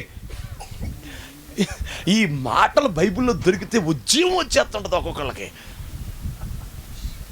కానీ పరమగీత కన్యకతో అంటున్నాడు, నువ్వు మందల అడుగు జాడలో బట్టి నీవు వెళ్ళిపో. అంటే ఇప్పుడు పరమగీత కన్యక ఏం కావాలో తెలుసా? మందల అడుగు జాడల్ని జాగ్రత్తగా అడుగుల్ని కనిపెట్టి ఆ అడుగులు వేసుకుని వెళ్ళిపోవాలి. ఇప్పుడు నేను ఒక ప్రశ్న వేస్తాను, చెప్పండి. పరమగీత కన్యక వెళ్ళవలసిన గమ్యాన్ని చేరటానికి ఆమె కంటే ముందు ఏ మందని దేవుడు నడిపించాడో, ఏ మందని దేవుడు ముందు తీసుకుని వెళ్ళాడో, ప్రయాణం చేయించాడో, పరుగు పందెంలో పరిగెత్తిచ్చాడో, వారిని ఎలా నడిపించి ఉంటాడు? This is my question. ఇప్పుడు ఇవేం చేయగలగాలి? వారి కాబట్టి ఇప్పుడు ఎలా నడిపించి ఉంటాడు? అవునా? అవునమ్మా. ఇప్పుడు ఆ అడుగు జాడల్లో నడిపించాడు. దేవుని అడుగు జాడలే కాదంట్లా. ఇప్పుడు ఏం చేయాలి? అడుగుల్ని ఏం చేయాలి అనండి గట్టిగా. ఆ మాట మీరంటే చాలా దేవుడు మిమ్మల్ని గుర్తుపడతాడు. ఇప్పుడు అనండి, గుర్తుపట్టి అనండి ఇంకోసారి. ఇప్పుడు వారిని ఎలా నడిపిస్తే ఏమో గుర్తుపడుతుంది. వారిని ఎలా నడిపించాడు? అది ఇదేం ఐఏఎస్ క్వశ్చన్ కాదు, సివిల్స్ క్వశ్చన్ కాదు, చాలా సింపుల్ క్వశ్చన్. మీరు ఎక్కడికో మర్మాలకి వెళ్తున్నారు, వెళ్ళబాకండి, ఇక్కడే ఉండండి. చాలా సింపుల్ ఆన్సర్. అదేంటో తెలుసా? నా వైపు చూడండి. ఈమె కంటే ముందు వారిని ఎలా నడిపించాడంటే, ఈమె గుర్తుపట్టుటకు అవకాశం ఉండేటట్లు అడుగులు వేయిస్తూ, అంటే అడుగుల గుర్తులు ఉండేటట్లు నడిపించాడు. చప్పట్లు కొడుతూ దేవుని, అడుగుల గుర్తులు ఉండేటట్టు నడిపించాడు. అడుగుల గుర్తులు ఉండేటట్టు నడిపించాడు. అడుగుల గుర్తులు ఉండేటట్టు నడిపించాడు. యేసుక్రీస్తు నామమున ఆ కృప దేవుడు మీకు ఇచ్చునుగాక. ఆమేన్. హల్లెలూయా. అడుగుల గుర్తులు ఉండేటట్టు. మీకు మాట చెప్పనా? ఇప్పటికి మీకు ఎన్ని సంవత్సరాలు, ఎంత వయసు నాకు తెలియదు. ఇప్పటికే ఒక అడుగు పడిపోయింది. అది చెడ్డ అడుగా, వంకరు అడుగా, పనికి మాలిన అడుగా, నీ పిల్లల బతుకులు నాశనం చేసే అడుగులా, లేక ఇప్పటికే మీరు నడిచిన ఆయుష్కాలంలో మీరు వేసిన అడుగు, మీరు వేసిన ఫుట్ ప్రింట్ నీ పిల్లలకి దీవెనకరమైందా? ఆలోచించుకో. Think your self. ఇది నీకు నువ్వు వ్యక్తిగతంగా ఆలోచించుకోవాలి. నీ మాట, నీ కట్టు బొట్టు, నీ అలంకరణ, నీ తిండి, నీ స్టైలు, నీ భక్తి, నీ మాట, నీ ప్రార్థన, నీ పరిశుద్ధత, నీ విధానం, నీ తిండి, నీ ఆశలు, నీ అలంకరణ, ఏ అడుగు, ఏ ఫుట్ ప్రింట్. ఓ మాట అంటాను, ఏమనుకోబాకండి. తల్లి గట్టు మీద నడిస్తే పిల్ల కూడా ఎక్కడ నడిచిద్ది? అంతేగా. తల్లిదండ్రులు ఎక్కడ నడుస్తారో పిల్లలు అక్కడ నడుస్తారు కదా. మీరు ఏ అడుగు జాడ, ఏ ఫుట్ ప్రింట్ ఇప్పటికే మీరు వేసేసారు. ఇప్పటికే తెలియక వంకర అడుగు పడిపోయిందా? అందులో నీ పిల్లలు అడుగు వేస్తే నీకు ఇష్టమా? నువ్వు వేసిన వంకర అడుగు, నువ్వు వేసినటువంటి కొంచెం పల్లపు అడుగులు, వేసినటువంటి సరిగ్గా ఆ గుర్తు పట్టని అడుగులు, నువ్వు ప్రార్థన చేస్తున్నావు కానీ గుర్తుపట్టే అంత అడుగు పడలేదు ఇంకా. అందుకే బీడు భూమిని వాళ్ళ నలపాలి. ఎక్కడ నలుపుతావు? బీడు భూమి ఎక్కడ నలిగిద్ది? నలగదు. నీ ప్రార్థన ఒక అడుగు జాడ, నీ విశ్వాసం ఒక అడుగు జాడ, ఒక అడుగుల గుర్తు. మీరు దయచేసి దయచేసి దయచేసి మీకు ఇచ్చిన పిల్లల్ని మీరు నిర్లక్ష్యంగా వారి లైఫ్కి ఒక బాట వేసే విషయంలో నిర్లక్ష్యంగా ఉండబాకండి. లాయర్ గారిని అడగండి, ఎన్ని కేసులు వస్తాయా? ఆయన చెప్పాలి. గుండెలు పగిలిపోయే విషయాలు ఉంటాయి ఆయన దగ్గర. మైక్ ఆయనకి ఇవ్వాలి సార్. అసలు కొన్ని కేసులు మీరు నవ్వుతున్నారండి, గుండెలు పగిలిపోయే విషయాలు ఉంటాయండి ఈ కుటుంబాల్లో.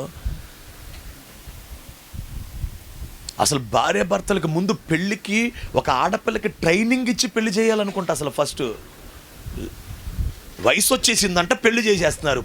పనికి మాలినోళ్ళలాగా ప్రవర్తిస్తా 4 రోజులకే విడాకులు, 4 రోజులకే గొడవలు, 4 రోజులకే ఇంకోటి మొఖం ఇంకోటిని చూడటం, ఆయన్ని చూడటం, ఈయన్ని చూడటం, అలా బతకటం, ఇలా బతకటం. అమ్మా నాన్నలు సచ్చి చెడి కట్నాలు ఇచ్చి సచ్చి చెడి నానా బాధలు పడి పెళ్ళిళ్ళు చేస్తుంటే పిల్లలకి నిలబట్టడం రాదు. ఎందుకు? వాళ్ళకి వయసు వచ్చిందన్నావు, వాళ్ళకి జుట్టు దూకోమన్నావు, పూల జడేసుకోమన్నావు, కానీ వాళ్ళు పరిశుద్ధంగా ఉండమంటాం నీకు చెప్పటం రాలా. ఎందుకంటే నీకు లేదు పరిశుద్ధత, వాళ్ళకేమొస్తుంది? నీకు లేదు శుద్ధీకరణ, వాళ్ళకేమొస్తుంది? నీకే స్టైల్ ఎక్కువ, నీకే సోకులు ఎక్కువ, నీకే ఇంకోటి ఎక్కువ. అందుకే పిల్లల బతుకులు నాశనం అయిపోతున్నాయి. ఈ రోజు మీరు నా మీద కోపడిన పర్వాలేదు, ఇది దేవుని ఆత్మ మాట్లాడుతున్న సంగతిగా నువ్వు తీసుకోగలిగితే కుటుంబాలు బాగు చేయబడునుగాక, కుటుంబాలు బాగు చేయబడునుగాక. ఆమేన్. తల్లిదండ్రులారా, బీ కేర్ఫుల్. నువ్వు వేసే అడుగు తాగుబోతోడుగా ఇంటికి వస్తే ఏమి నేర్చుకుంటారాయా? తాగుబోతోళ్ళుగా ఇంటికి వస్తే, తిరుగుబోతోళ్ళగా ఇంటికి వస్తే, ఇంట్లో గొడవలు, బూతులు, సిగరెట్లు, సినిమాలు చేస్తుంటే పిల్లలు ఏమి నేర్చుకుంటారయ్యా? ఇంట్లో రోజు సీరియళ్ళు, సినిమాలు, పాటలు, సరదాలు, చీరలు, బట్టలు, ఇట్లు పోతే పిల్లలు ఏమి నేర్చుకుంటారండి? ఇప్పటికే వంకర అడుగులు పడిపోయినాయి. నీకు తెలియకుండానే ఒక అడుగు జాడని పిల్లలు గుర్తుపట్టేశారు. మా అమ్మకి స్టైల్ ఎక్కువ, మా అమ్మకి ఫోజులు ఎక్కువ, మా అమ్మకి ఈ ఎక్కువ తెలిసిపోయినాయి అండి పిల్లలకి. సిగ్గుపడతా ప్రభు సన్నిధిలో ప్రార్థన చేసుకోవాలి. హల్లెలూయా. ఈరోజే కొత్తగా పెళ్ళిందని ఒకరు పెళ్లి ప్రార్థన చేయించుకున్నారు. ఇది మీకు మంచి ప్రసంగం. వింటున్నావు నానా? బిడ్డ కిందకి వెళ్ళిపోయినట్టున్నాడు, ఏం లేదు, అది పిలవండి పైకి. దేవునికి స్తోత్రం. హల్లెలూయా. ఎవరైతే నాకేంటంట కూటమైకొని వెళ్ళిపోతా కదా కారు వేసుకొని. దేవునికి స్తోత్రం. ఏంటి నాకేంటి భయం? కనపడను కూడా కనపడడం. ఫాస్ట్ డ్రైవర్ ఉన్నాడు మా గయ్య గారు. ఆయన ఏదో అన్నాడు, ఏడ్రా ఇంకేడ ఉంటా, నేను వెళ్ళిపోతాను, నేను నన్ను ఏడ పట్టుకుంటాడు. సాయంత్రం ఏ మీటింగ్లో ఉంటాను ఆయనకేం తెలుసు. దేవునికి స్తోత్రం. హల్లెలూయా, హల్లెలూయా. మీలో ఎవరైనా ఇవి వాస్తవాలు కాదు, నువ్వు ఎందుకు అలా మాట్లాడుతున్నావని నిలదీయొచ్చని మీకు హక్కు ఇస్తున్నాను. మీరు నిలబడి అడగండి దయచేసి. మీరు ఎవరైనా అడగొచ్చు దయచేసి. ఎందుకు అలా తిడుతున్నావు, ఎందుకు అలా గరుస్తున్నావు, ఎందుకు సంఘాన్ని గద్దిస్తున్నావు, మీకు హక్కు ఇస్తున్నాము. మీరు అడగండి, నన్ను ప్రశ్నించండి, లేకండి, నేను మీకు జవాబు చెప్తా. 18 సంవత్సరాలుగా చూస్తున్నాం కుటుంబాలు, 18 సంవత్సరాలుగా సేవలో చూస్తున్నాం పరిస్థితులు. ఏమండే, ఈ పరిశుద్ధ గ్రంథం లేని వాళ్ళు, తెలియని వాళ్ళు నడుచుకున్నారంటే అది వేరే సంగతి.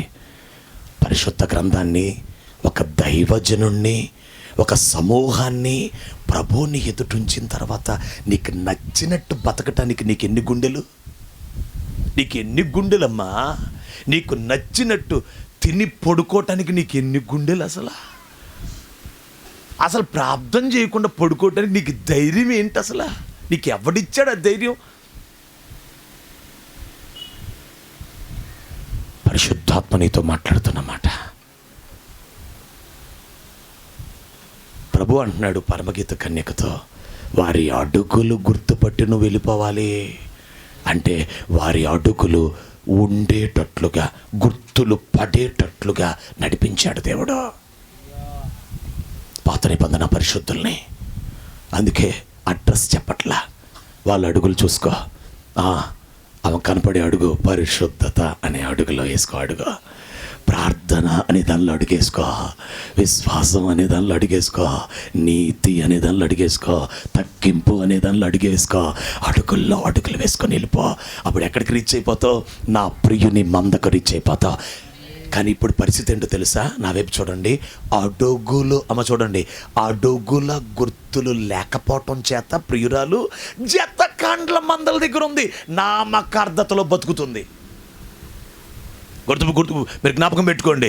అడుగు జాడలు ఫైండ్ అవుట్ చేయకపోతే, దేవుడు పరిశుద్ధుల్ని నడిపించిన అడుగులను గుర్తుపట్టకపోతే, జగత్తు పునాది వేయబడకుండా ఆయన ప్రణాళికల చొప్పున, ఉద్దేశముల చొప్పున ఎవరెవరిని ఎలా నడిపించాడో ఆ నడిపించిన ఫుట్ ప్రింట్స్ గుర్తుపట్టకపోతే నామకార్థ గుంపుల్లో ఉంటావు. వాళ్ళు విడవబడే సంఘం కాదు, జతకాండ్ల మందలవి.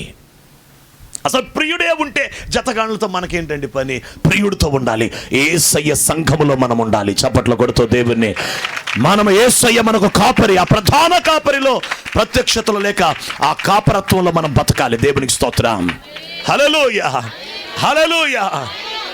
జతకాండ్ల మందల యొద్ద నేను ఎందుకు ఉండాలి? అడుగులు గుర్తుపెట్టకపోతే, మాదిరిగా ఉండేవాళ్ళని గుర్తుపట్టకపోతే, మాదిరిగా ఉండేవాళ్ళని చూసి నడవకపోతే. గతంలో నేను చెప్పాను లేదు, నాకు జ్ఞాపకం లేదు, ఒక మాట, ఒక చిన్న ఎగ్జాంపుల్ చెప్పి నేను దేవుని వాక్యాన్ని ఇంకొంచెం సేపు వివరించి నేను ముగిస్తాను. 1:10 అయింది టైం, అంతే, పెద్దగా ఏం అవ్వలేదు. దేవునికి స్తోత్రం. నాకు ఇచ్చింది అంతసేపు. ఎన్ని గంటలకు ఇచ్చారు? 12:30 అంతేనా? హల్లెలూయా. 12:30 1 గంట 1 గంటకి ఇవ్వాల 1 గంటకి ఇవ్వలేదు 12:30కు 1 గంటకు ఇచ్చి ఉంటారు. దేవునికి స్తోత్రం. టైం తెలియదులేండి, చాలా అయ్యి ఉంటుంది. దేవునికి స్తోత్రం. ఆలకించండి జాగ్రత్తగా, నా వైపు చూడండి. దేవునికి ఒక్కసారి స్తోత్రం చెప్పండి. ఒక రోజున ఒక పెద్ద ఆయన ట్రైన్లో వెళుతున్నాడండి. ట్రైన్లో వెళుతూ అది రాత్రిపూట ప్రయాణం, చెన్నైకి వెళ్తున్నాడు. వెళుతూ ఆయన బ్యాగ్ అంతా బర్త్లో పెట్టేసుకున్నాడు. అది నైట్ టైము. అందరూ బర్త్స్లో పడుకొని ఉన్నారు, రిజర్వేషన్ బోగి. అప్పుడు వెంటనే ఆ పెద్ద ఆయనకు ఉన్న అలవాటు ఏంటంటే ప్రతి రాత్రి ప్రార్థన చేసుకోకుండా పడుకోడు. అది ఆయనకి అలవాటు. ఇది ఇప్పుడు ట్రైన్ ఎక్కాడు. ఇప్పుడు ట్రైన్లో కూడా మరి ప్రార్థన చేసుకోవాలి కదా. ఆ ఆలోచనతో ఏం చేశాడంటే వెంటనే అందరూ పడుకుని పోయిన తర్వాత ఆయన కింద ఒక చిన్న మ్యాట్ వేసుకొని మోకరించి ప్రార్థన చేసుకున్నాడు. అప్పుడు పైనుంచి ఒక యవనస్తుడు, బర్త్లో పండుకున్న యవనస్తుడు కిందకు చూస్తున్నాడు. ఇలా చూసి అనుకుంటున్నాడు, ఈ పెద్ద ఆయన ఎవరో భలే ప్రార్థన చేస్తున్నాడండి, నేను క్రైస్తవుడినే, నేను ప్రార్థన చేసుకోకుండా పడుకున్నాను, కానీ నేను భలే ప్రార్థన చేసుకుంటున్నాడు అని చెప్పి మళ్ళీ పడుకున్నాడు. మళ్ళీ ఒక గంటకు మెలకు వచ్చింది. ట్రైన్లో మెలకు వస్తుంటుంది కదా అప్పుడప్పుడు. మళ్ళీ ఇలా కిందకు చూడడం, మళ్ళీ ప్రార్థనలో ఉన్నాడు. అలా 3 సార్లు 4 సార్లు చూస్తే ప్రార్థనలో ఉన్నాడు. ఇక తెల్లవారుజామున అయిపోయింది, చెన్నై వెళ్ళిపోతుంది ట్రైను. వెంటనే ఆయన లేచి పెద్ద అయినా ఫ్రెష్ అయిపోయి మళ్ళీ అక్కడ బర్త్ మీద కూర్చొని బ్యాగ్తో రెడీగా ఉన్నాడు. ఈయన దగ్గరకు వచ్చినప్పుడు లేచాడు తెల్లవారుజాము. లేచి గబగబా కిందకు దిగేసి ట్రైన్ దిగి ఆ పాస్టర్ గారు వెళ్ళిపోతుంటే, ఆయన ఒక పాస్టర్ గారు అండి పెద్ద ఆయన వెళ్ళిపోతుంటే ఆ పాస్టర్ గారు ఈయన వెనకాల పరిగెత్తి అంకుల్ అంకుల్ అంకుల్ అంకుల్ అని వెంటబడితే what my dear son what అని ఆగితే, అంకుల్ మీరు రాత్రి అంతా ప్రార్థన చేస్తున్నారు, నేను చూశాను. ఐఎమ్ ఆల్సో క్రిస్టియన్, నేను కూడా క్రైస్తవుడిని. అంకుల్ మీరు ఇలా ప్రార్థన చేస్తుంటే చూశాను, I inspired so much uncle అని మాట్లాడితే, హూ ఆర్ యూ అంకుల్, మీరు ఎవరు అంకుల్, మీ పేరేంటి అన్నాడు. ఐఎమ్ డాక్టర్ బక్సింగ్ అన్నాడంట. హల్లెలూయా. ఏదో ఒకటి అనొచ్చు కదా. కృతజ్ఞతలు అమ్మ. వెళ్ళేటప్పుడు అన్నం పెడతారు, తిని వెళ్ళండి అమ్మ, మర్చిపోబాకండి. కొంచెం ఏదన్నా ఉంటే ఫ్రైలు కూడా ఉంటాయి, వదిలిపెట్టబాకండి అమ్మ, తినాలండి బాగా. దేవునికి స్తోత్రం. ఆయన అన్నాడు, ఐఎమ్ డాక్టర్ బక్సింగ్ అన్నాడు. నేను భక్త్ సింగ్ అన్నాడు. ఇండియాలో భక్త్ సింగ్ గారు తెలియని వాళ్ళు ఎవరండి? భక్త్ సింగ్ అన్నాడు. అంకుల్ మీరా, అమ్మో అని చెప్పి, అంకుల్ మరి నా కోసం ప్రార్థన చేయండి అంకుల్ అంటే, ఓకే అని చెప్పి, నువ్వు కూడా బాగా ప్రార్థన చేసుకో అని చెప్పాడు. అంతే. ఆ యవనస్తుడు వెళ్ళాడు. అప్పటి నుంచి ఆయన ప్రార్థన చేయటం మొదలుపెట్టాడు. ఆ యవనస్తుడు బాగా మోకాళ్ళ మీద ఉంటున్నాడు, ప్రార్థన చేస్తున్నాడు, కన్నీళ్ళు విడుస్తున్నాడు. యవనస్తుడు కాస్త పెద్దవాడైపోయాడు. సేవా పిలుపు వచ్చింది. తను చేసే ఉద్యోగం వదిలిపెట్టాడు. ఒక బ్యాంక్ మేనేజర్ అయిపోయాడు. బ్యాంక్ మేనేజర్ ఉద్యోగం వదిలిపెట్టాడు. దేవుని సేవ పిలుపు వచ్చింది. సేవకు బయలుదేరి వచ్చాడు. సేవ చేయటం మొదలుపెట్టాడు. ప్రపంచాన్ని కదిలించే సేవకుడైపోయాడు. ప్రపంచాన్ని ప్రభావితం చేసే సేవకుడైపోయాడు. వినండి, ఆయనే డాక్టర్ టీజీఎస్ దినకరన్. తెలియదు వీళ్ళకి ఎవరికి దినకరన్ గారు తెలియదు అనుకుంటే. దినకరన్ గారు తెలియదమ్మా, టీజీఎస్ దినకరన్ గారు. మరి అల్లిలో ఏదో అనాలి కదా. మా తల్లే, దేవునికి స్తోత్రం. ఇప్పుడు భక్త సింగ్ అయ్య గారి అడుగు జాడను చూసి ఎవరు ప్రభావితం అయ్యారు? దేవునికి స్తోత్రం. మీరు చెప్పండి, ఒక వ్యక్తిని, ఒక యవనస్తుని ఎంతసేపు కూర్చోపెట్టి మాట్లాడితే, ఎంత బతివులాడితే ప్రార్థన చేస్తాడు? ఎన్ని ప్రసంగాలు చేస్తే ప్రార్థన చేస్తాడు? కానీ రాత్రంతా ప్రార్థన చేసిన ఒక సేవకుడిని చూసినందుకు తన లైఫ్ ప్రార్థనా జీవితం అయిపోయింది. మీకు సంగతి తెలుసా? టీజీఎస్ దినకరన్ గారికి భారతదేశమంతా సంఘాలు లేవు. విన్నారా? భారతదేశం అంతా టీజీఎస్ దినకరన్ గారికి సంఘాలు లేవు. కానీ భారతదేశమంతా ప్రేయర్ టవర్స్ ఉన్నాయి, ప్రార్థనా గోపురాలు ఉన్నాయి. ఎందుకు?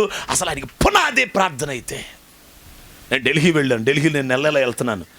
నెల వెళ్ళి అక్కడ ప్రేయర్ టవర్ ఒకటి చిన్నది, ఒక ఇల్లు అద్దెకి తీసుకున్నాం. 6,500 అద్దె. అది తీసుకుని అందులో ప్రేయర్ చేసి వస్తూ ఉంటాం నెల వెళ్ళి. అలా వెళ్ళినప్పుడు ఇక్కడ ఎన్ని ప్రేయర్ టవర్స్ ఉన్నాయని చెప్పి నేను గూగుల్లో కొడితే ఢిల్లీలో టీజీఎస్ దినకరన్ గారి 2 ఉన్నాయి. ఆ 2 ఇమేజెస్ వచ్చినాయి, పెద్ద బిల్డింగ్స్ అండి. నేను అనుకున్నాను, నాకు అది చూసి ఎంత ఉందన్నా అది అదే అంత పెద్ద బిల్డింగులు. ప్రభా నాయన, ఏనాటికైనా నువ్వు చేస్తావులే ప్రభా, ఏనాటికైనా ఆశీర్దిస్తావులే నాయన అనుకో. 2 పెద్ద మళ్ళీ ఇంపార్టెంట్ ప్లేసుల్లో ఉన్నాయండి, మంచి సెంటర్లు అవి, మామూలు సెంటర్లు కాదు ఢిల్లీలో. అలాంటి సెంటర్స్ 2 ప్రేయర్ టవర్స్. భారతదేశం అంతా ప్రేయర్ టవర్లు ఉన్నాయి. ఒక్క దైవజనుని ప్రార్థన కళ్ళతో చూసినందుకు ఆ అడుగు జాడ ఫుట్ ప్రింట్ గుర్తుపట్టిన టీజెస్ దినకరన్ గారు ప్రార్థనాపరుడైపోయి ప్రార్థన గోపురాలనే మన దేశమంతా స్థాపించగలిగాడు. హల్లెలూయా. మీకు సంగతి తెలుసా, ఇజ్రాయెల్ దేశంలో కూడా ప్రేయర్ టవర్ ఉంది ఆయనకి. ఇజ్రాయెల్ కంట్రీలో ఉంది ప్రేయర్ టవర్ ఆయనకి. అమెరికాలో ఉంది ప్రేయర్ టవర్ ఆయనకి. ఇజ్రాయెల్ దేశంలో ఉంది. సంఘాలు లేవు. సువార్త ప్రకటించాడు. ఆత్మల సంపాదన. అంటున్నా, నువ్వు వేసే అడుగు చాలా ప్రభావితంగా పనిచేస్తుంది. నువ్వు వేసే అడుగు సామాన్యంగా ఉండదు. అడుగు చాలా ప్రభావితం. తల్లిదండ్రుల అడుగులు, సేవకుల అడుగులు, ఇప్పుడున్న చిన్నపిల్లలకి యవనస్తులకి. హల్లెలూయా. ఇలా కన్నా తల్లులు కనుక మాయ్ ప్రార్థనలో కూర్చున్నప్పుడు తల మీద ముసుకేసుకోవాలి ఖచ్చితంగా అని చెప్పుంటే ఈ పాటికి ఏం చేసేవాళ్ళు వీళ్ళు? ఏ చేసుకున్నానా? చేసుకో బంగారు తల్లి, ఏ చేసుకోమ్మా. ఒక పిన్ను కూడా పెట్టేసి చూసి అసలు వామ్మో ఏంటన్నా, సరే పిన్నుతోనే వేసుకో, అట్ట పర్లే. ఆడపిల్లలు సంఘంలో కంపల్సరీ ఉండాలా. దేవునికి స్తోత్రం. బంగారు తెల్ల అన్నానుగా, అయినా బాధ ఉందా? దేవునికి స్తోత్రం. కొట్టాలి, ఆయింట్మెంట్ పెట్టేయాలి వెంటనే. దేవునికి స్తోత్రం. హల్లెలూయా. వేసేసావా వెంటనే నిన్నేమనకముందే? దేవునికి స్తోత్రం. హల్లెలూయా. నీ సంగతి ఏంటమ్మా? సండే స్కూలా?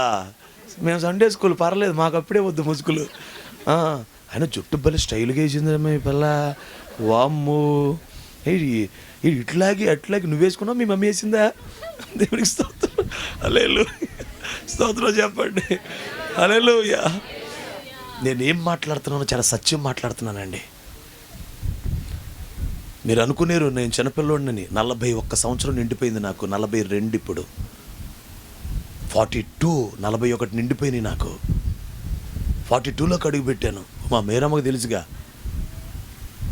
నేనేం మాట్లాడుతున్నా, చిన్నపిల్లోడిని కాదు నేను. కొన్ని పరిస్థితులన్నీ చూసిన వాడిని. ఎంతమంది ఆడపిల్లల జీవితాలు నా కళ్ళ ముందు నాశనం అయిపోతే ఏడుస్తా కూర్చొని తల గోడ కొట్టుకొని ఏమి చేయలేని చేతకాని వాడిగా ఏడ్చాను. నేను చేతకాని వాడిని ప్రభువా. సంఘంలో ఎవరన్నా ప్రేమ పెళ్ళిళ్ళు చేసేసుకుంటే చేతకాను నన్ను ఏడ్చేవాడినండి. దేవుడి దగ్గర నెత్తి కొట్టుకునేవాడినండి తలకాయ. ఈరోజు పిల్లలకి మనం ఏం అలవాటు చేస్తున్నామో అది ఎంత పెరిగిపోద్దండి వాళ్ళకి ఆ స్వభావం.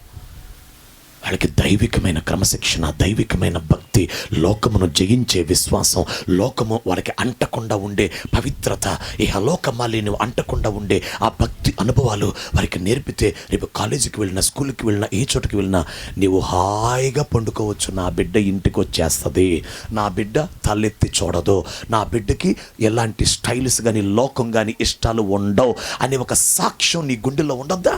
ధైర్యం ఉండొద్దా?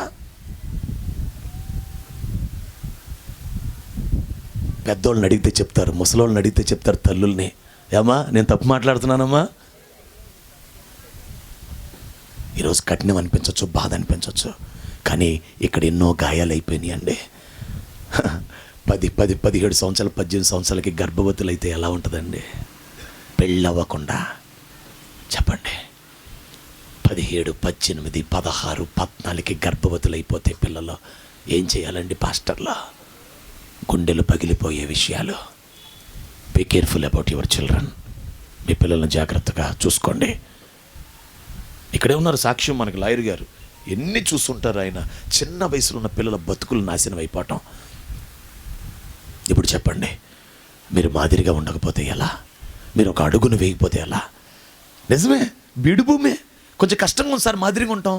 కొంచెం కష్టంగా ఉందండి, కొంచెం అనుసరణ మా పిల్లలకి మాదిరిగా ఉండడం కష్టంగా ఉందండి. ఎవరు కాదన్నారు? కష్టమే.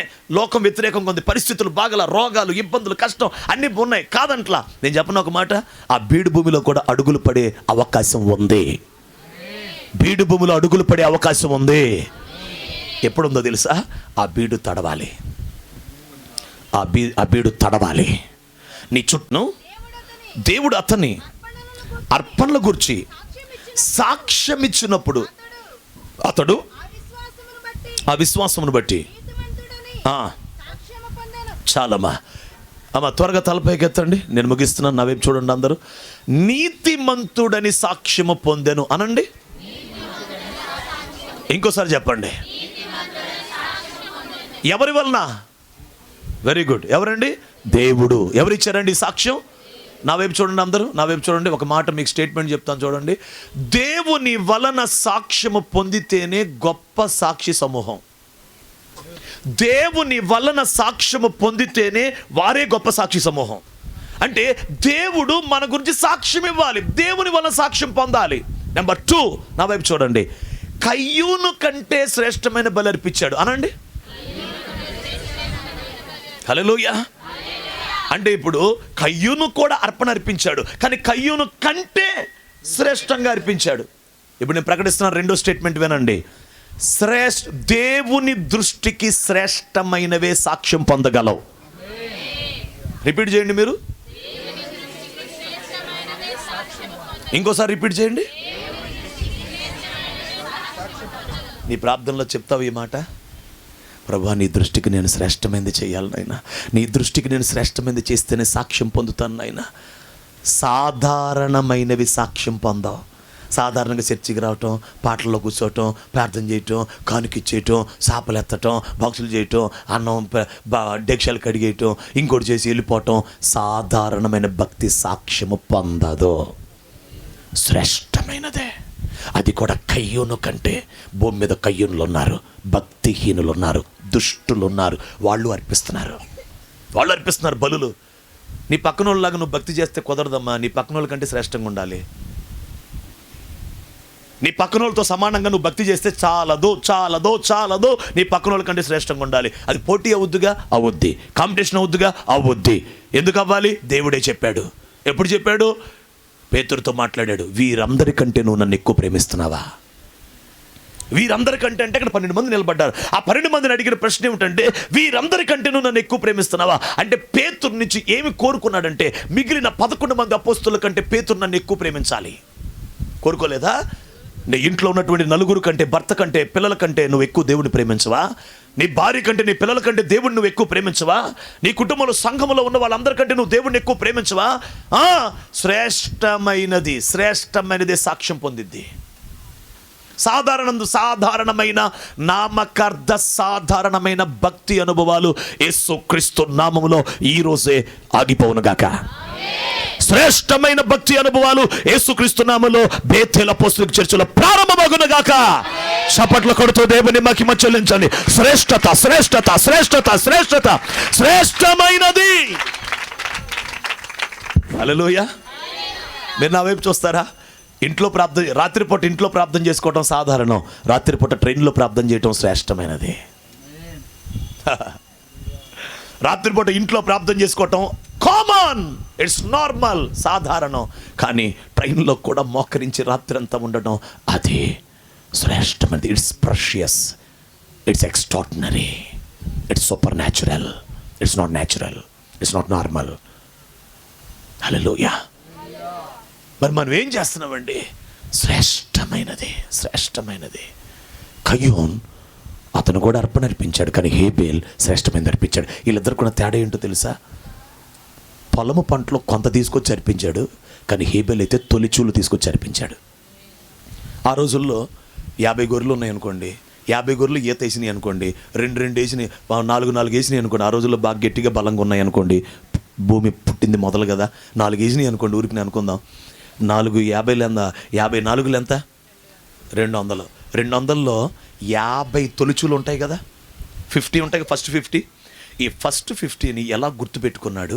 ఫస్ట్ 50ని ఎలా జ్ఞాపకం పెట్టుకున్నాడు? ఆ ఫస్ట్ 50 తొలిచూల్లో జ్యేష్ఠత్వంలో కురవ్విన వాటిని, మళ్ళీ అందులో శ్రేష్టమైన తెలుసా, కురవ్విన వాటిని తీసుకొచ్చి దేవుడికి అర్పించాడంట. మరి ఈయన ఫస్ట్ కోసిన కోత వేసేసాడు, అక్కడ గంప పోసాడు, మళ్ళీ ఇంకో గంప వేసాడు, పెద్ద కుప్ప అయిపోయింది.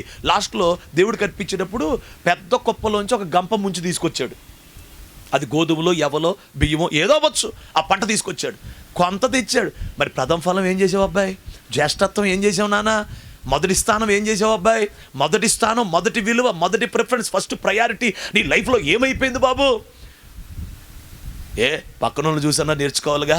హేబేలు తొలిచూలన్నింటినీ కట్టి వాటిలో కొవ్విని బట్టిని మళ్ళీ కొవ్విని బట్టిని చూడాలంటే ఏం చేయాలంటే మెడపైకి ఎత్తాలి, చెవులపైకి ఎత్తాలి, సంకలపైకి ఎత్తాలి, కొవ్వు ఉందో లేదో చూడాలి కదండి. కొంచెం శ్రమ పడాలి, కొంచెం ప్రయాసపడాలి, కొంచెం కష్టపడాలి. మరి పక్కన చూసన్నా సరే నేర్చుకోవాలి కదా ఈ కయ్యూను. ఏదో ఒకటి అర్పించాలే అని అర్పించాడు. అందుకే దేవుడు ఏం చేశాడు తెలుసా, కయ్యూని అతను అర్పణని లక్ష్య పెట్టలేదు. ఎందుకంటే హేబేలు లక్ష్య పెట్టలేదు కాబట్టి. పక్కన లక్ష్య పెట్టుంటే, హేబేలు లక్ష్య పెట్టుంటే కయ్యూని లక్ష్య పెట్టబడేవాడు. అరే రే మా తమ్ముడు ఏంట్రా ఇంత బాగా చేస్తున్నాడు, ఏంట్రా ఫస్ట్ పుట్టిని తెచ్చావా, అందులో కొవ్విని బట్టిని తెచ్చావా, మరి నేనేంట్రా ఫస్ట్ గంప తేలా, ఫస్ట్ కోత పడేసానరా, కింద పడిపోయిందిరా, అది కుప్పలోకి వెళ్ళిపోయిందిరా, లోపలికి ఫస్ట్ వెళ్ళిపోయిందిరా, జ్యేష్ఠత్వం వెళ్ళిపోయిందిరా, ప్రథమ ఫలం వెళ్ళిపోయిందిరా. చెట్టు వేసావు, మామిడికాయలు వచ్చినాయి, ఫస్ట్ మామిడికాయలు తినేసావా, కోసుకొని తినేస్తావు నువ్వు. ఇక నెక్స్ట్గా మామిడికాయలు మొత్తం సేదే, నాశనమే. కాకులో కోతులు వచ్చి మొత్తం తినేస్తుంటాయి, కోతులు తోలినే వెళ్ళవు, ఇంట్లోకి కూడా వచ్చి తింటాయి. దేవునికి స్తోత్రం, హల్లెలూయా. జ్యేష్ఠత్వం, ప్రథమ ఫలం ఫస్ట్ది కూడా మింగేస్తుంటారు. ప్రథమ ఫలం ఫస్ట్ జీతం, ఉద్యోగం వస్తే ఫస్ట్ జీతం, వ్యాపారంలో ఫస్ట్ జీతం, వ్యాపారంలో దశంభాగం, ఉద్యోగంలో దశంభాగం, వ్యాపారంలో అన్నిట్లో కష్టాలు జీతం. రాజీ పడకూడదండి. నీ పిల్లలు దీవించబడి ఆశీర్వదించబడాలి అంటే నువ్వు దేవుని యొక్క లా ఫాలో అవ్వాలి. దేవునికి ఒక నియమం ఉందండి, ఒక లా ఉందండి, ఒక ప్రిన్సిపల్ ఉందండి. ఆ ప్రిన్సిపల్స్ని ఫాలో అవ్వాలి. ఇప్పుడు అడుగుదాం, అసలు తొలిచూలు తెమ్మని నీకు ఎవరు చెప్పారయ్యా? హేబేలు మా నాన్న చెప్పాడయ్యా. అయ్యా ఆదామా నీకెవరు చెప్పారయ్యా? దేవుడు చెప్పాడయ్యా. అంతేగా, దేవుడు ఆదాముకు చెప్పాడు, ఆదాము హేబేలుకు చెప్పాడు. హేబేలుకు ఒక్కడికి చెప్తాడు, ఆదాము కయ్యూనికి చెప్పడా? మరి ఎందుకేం లేదు? కొంతమంది ఉంటారు ఈ సౌతోయిని అమ్మ రండి మా చేద్దాం ముందు తలూపేస్తుంటారు. అసలు ఏం చెప్తున్నారు పాస్టర్ ఎనరో, వాళ్ళ బ్యాచ్ మొత్తం కయ్యూను. ప్రకటనలు చెప్తే ఎనరో, అమ్మ మనకి ఈ వారంలో ఇవి ఉన్నాయి ఎనరా, ముందు వెళ్ళిపోవాలి అక్కడ మాంసం కూర పెట్టొచ్చా పొయ్యి మీద, గోంగూర వేసుకోవాలి వెళ్ళి. ఇక మాంసం మొత్తం తాలింపు అయిపోయింది, గోంగూర ఎత్తే సరిపోద్దని వెళ్ళితే ఇట్లా ఊపుకుంటా మొత్తం నాశనం అయిపోద్ది ఆ గోంగూర కూర. దేవునికి స్తోత్రం. అరే సేవకుడు ఏం చెప్తున్నాడు, దైవజనుడు ఏం చెప్తున్నాడు వినాలి, తెలుసుకోవాలి. ఆ విని దాని ప్రకారం ఎనరా సరిగ్గా కయ్యూని బెచ్చది. దేవునికి స్తోత్రం. మీరందరు రాలేదని నేను ఎప్పుడో వచ్చాను, 11:12 వచ్చేసాను ఇక్కడికి.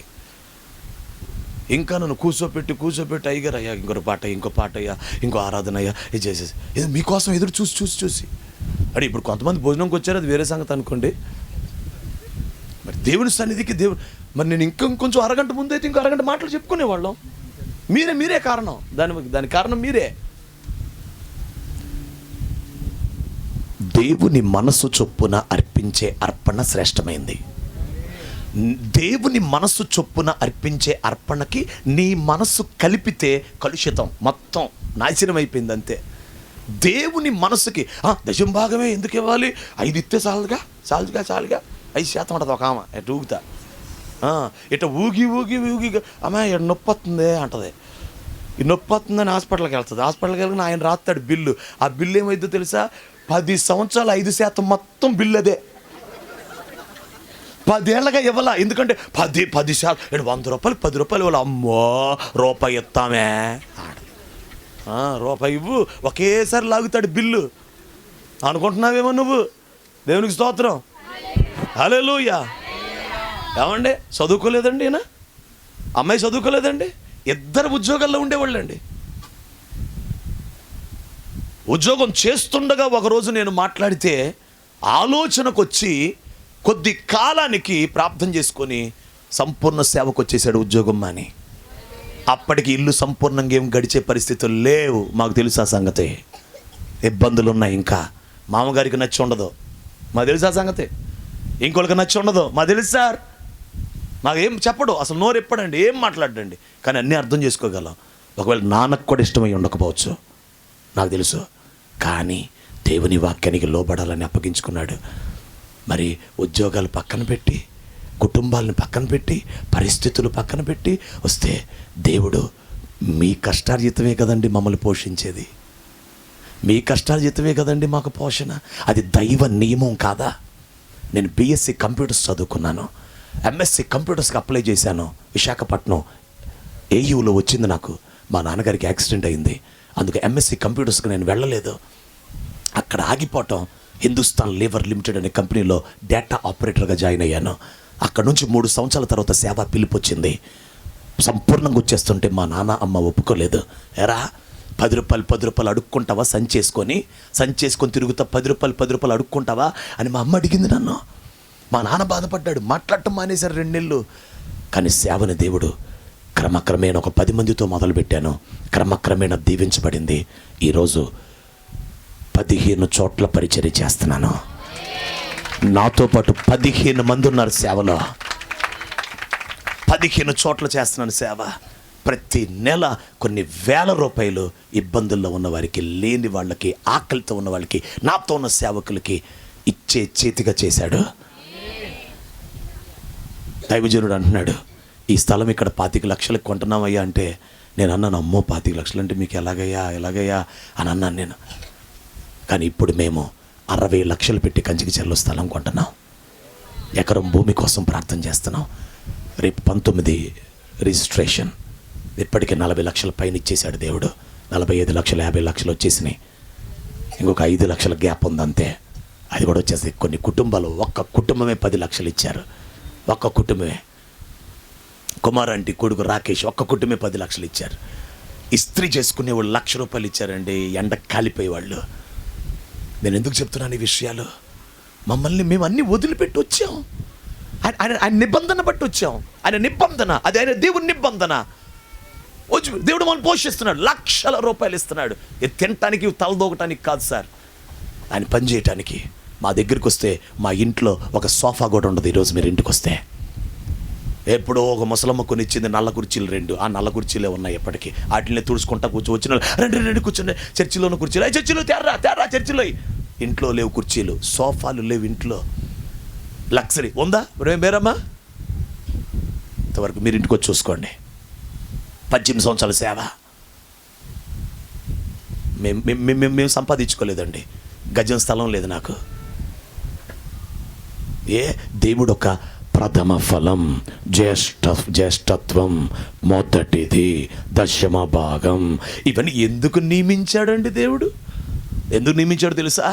డబ్బు దగ్గరే మనిషి బుద్ధి బయటపడిద్ది. ఆ బుద్ధిలో విధేయత ఉంటే నీకు పరలోకం ఇద్దామని. మళ్ళీ ఇంకో మాట అన్నాడు తెలుసా?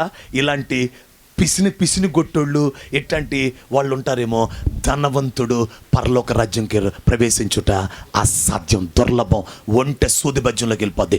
డబ్బు దగ్గర మనిషిని తీర్పు తీరుస్తున్నాడని తెలుసుకోండి. తెలుసుకో దేవుని జ్ఞానం విను. డబ్బుని ముందు పెట్టి దేవుడు మనిషిని పరీక్షిస్తున్నాడు, ఎగ్జామినేషన్ చేస్తున్నాడని తెలుసుకో. మాకిచ్చే 10వ భాగాల్లో మేము 10వ భాగం మళ్ళీ దేవుడికి ఇస్తాం. నాకు వచ్చే కానుకలు మళ్ళీ కానుకలు మేము ఇస్తాం దేవునికి. వేరే పరిస్థితులు ఎన్ని ఉన్నాయో మాకు తెలియదు. మా గురించి మాట్లాడు, మా గురించి ఎంక్వైరీ చేయి, మా గురించి రా, మా వెనకాల రా, మా చర్చి చూడు, విశ్వాసాల అడ్రస్లు ఇస్తావు, వెళ్ళి మాట్లాడు, ఎంక్వైరీ పెట్టుకో. నువ్వు ఏ పాస్టర్లు ఆ పాస్టర్ల గురించి మాట్లాడొద్దు, మా గురించి ఎంక్వైరీ చేయి. సత్యం. హల్లెలూయా. కాబట్టి శ్రేష్టమైన అర్పణ సాక్ష్యం పొందింది. హల్లెలూయా. ఓకే. హనోకు 300 సంవత్సరాలు దేవుడితో నడిచాడు అనండి. బతికిందేమో 365. ఇచ్చిన టైం ఎంత అంటే, ఇప్పుడు శ్రేష్టమైన సమయం ఇచ్చాడా, కొంచెం ఇచ్చాడా? అదే మనల్ని 365 రోజులు బతికిస్తే 65 ఇచ్చి 300 మంది 300 దేవుడికి. కానీ హనోకు 300 దేవుడికి. కాబట్టి ఇప్పుడు శ్రేష్టమైన సమయం రైట్. నోవాహు 500 సంవత్సరాలకి భయభక్తులు గలవాడై ఓడ కట్టాడంట. హల్లెలూయా. నోవాహు యొక్క భయభక్తులు ఎన్నేళ్ళు? 500కి చెప్పాడు దేవుడు, 600కి ఓడ కట్టేశాడు. ఇంకొక కొంతకాలం మళ్ళీ బతికాడు. అంటే అసలు 800 లైఫ్ మొత్తం భయభక్తులే. లైఫ్ అంతా భయభక్తులతో ఉన్నాడు. శ్రేష్టమైన భయభక్తులు కలిగినోడు కాదా? శ్రేష్టంగా దేవుడికి భయపడినోడు కాదా? మన భయం ఎంత? మన భయం ఏంటి అసలు? ఇక్కడ కూర్చున్నంతసేపు వాకి ఇప్పుడు కోడి మాసం ముందుకు రానివ్వండి, ఇప్పుడు మొత్తం మారిపోద్ది, మైండ్ అంతా మారిపోయి, అమ్మ ఏంటి సాయంకాలం చూద్దాం సీరియల్, వస్తావా ఇంటికి ఎట్ట, అమ్మ ఏంటి నువ్వు ఈ చీర ఎడకొన్నావే అసలు, ఎక్కడొచ్చిందే, ఈ చోళీలు నువ్వు ఎక్కడ చేయించావు, ఏ బంగారపు కొట్టు నువ్వు ఇయ్యి. భయభక్తులు ఎంతసేపు ఉంటుందండి? ప్రసంగం చేసేటప్పుడే కదా. ఆలోచించుకోండి జాగ్రత్తగా. శ్రేష్టమైన భయభక్తులు నోవాహుదే. నెంబర్ 4, 4 మాటలు అన్నాను. 1 హేబేలు అర్పణ శ్రేష్టమైనది. నెంబర్ 2 హనోకు సమయం శ్రేష్టమైనది. నెంబర్ 3 నోవాహు భయభక్తులు శ్రేష్టమైనది. నెంబర్ 4 అబ్రహాంకి వదిలి వచ్చిన దేశం ఉంది, దేవుడిచ్చిన దేశం ఉంది, ఇవ్వబోయే దేశం ఉంది. దేవునికి స్తోత్రం. వదిలి వచ్చిన దేశం నాకు అక్కర్లేదు అనుకున్నాడు, వెనక్కి చూడలేదు.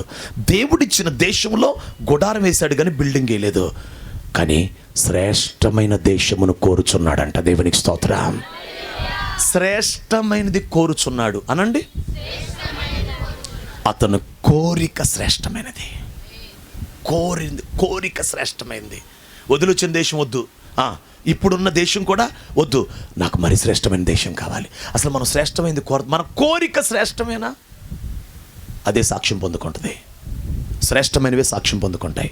సాక్ష్యం వస్తేనే గొప్ప సాక్షి సమూహం, గొప్ప సాక్షి సమూహం అయితేనే మేఘం అయితేనే అడుగుజాడలో, ఆ అడుగుజాడల్లో మన నెక్స్ట్ తరం అలసిపోకుండా సాగుతారు.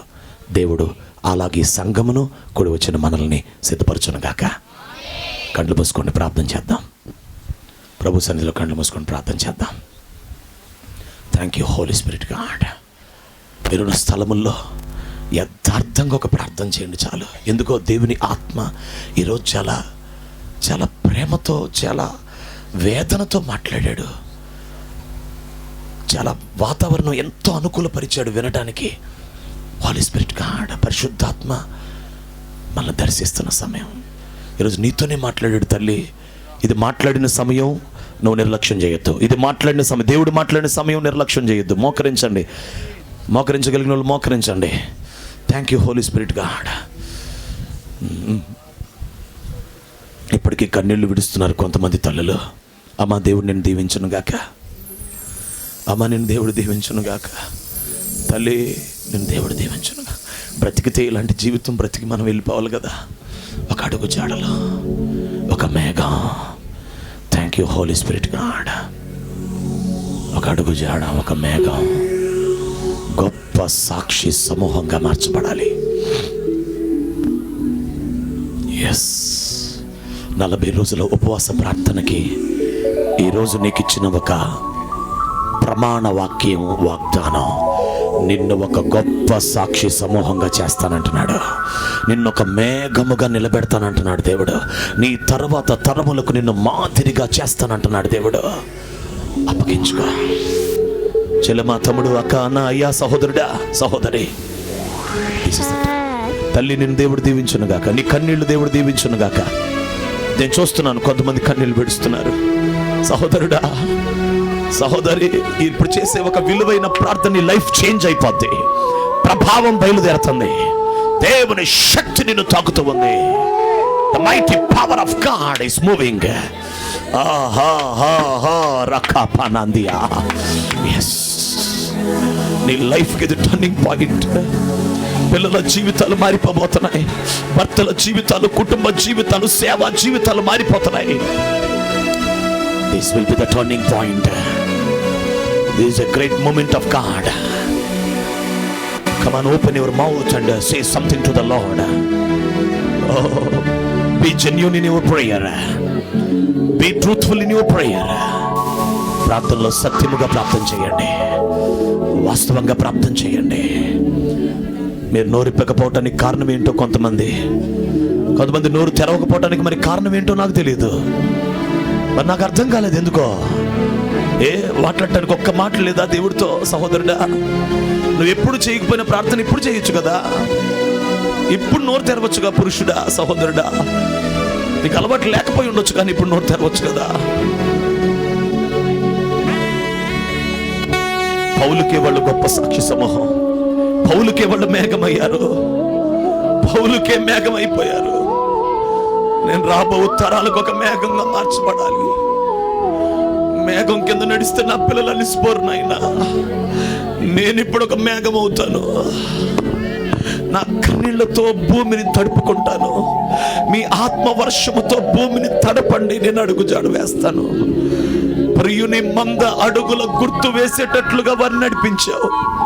నేను కూడా ఒక గుర్తు వేసి వెళ్తానయ్యా, ఒక గుర్తు వేసి వెళ్తానయ్యా, ఒక గుర్తు వేసి వెళ్తానయ్యా. నీ త్యాగం ఒక గుర్తుగా పడాలి, నీ సమర్పణ ఒక గుర్తుగా, నీ ప్రతిష్టత ఒక గుర్తుగా, నీ ప్రార్థన, నీ భక్తి, నీ నడవడికి ఒక గుర్తుగా పడాలి. సమాజం పాడైపోయింది ప్రియులారా, లోకమంతా బహు ఘోరంగా ఉంది ప్రియులారా. Oh thank you Jesus, thank you Jesus, thank you Holi spirit God.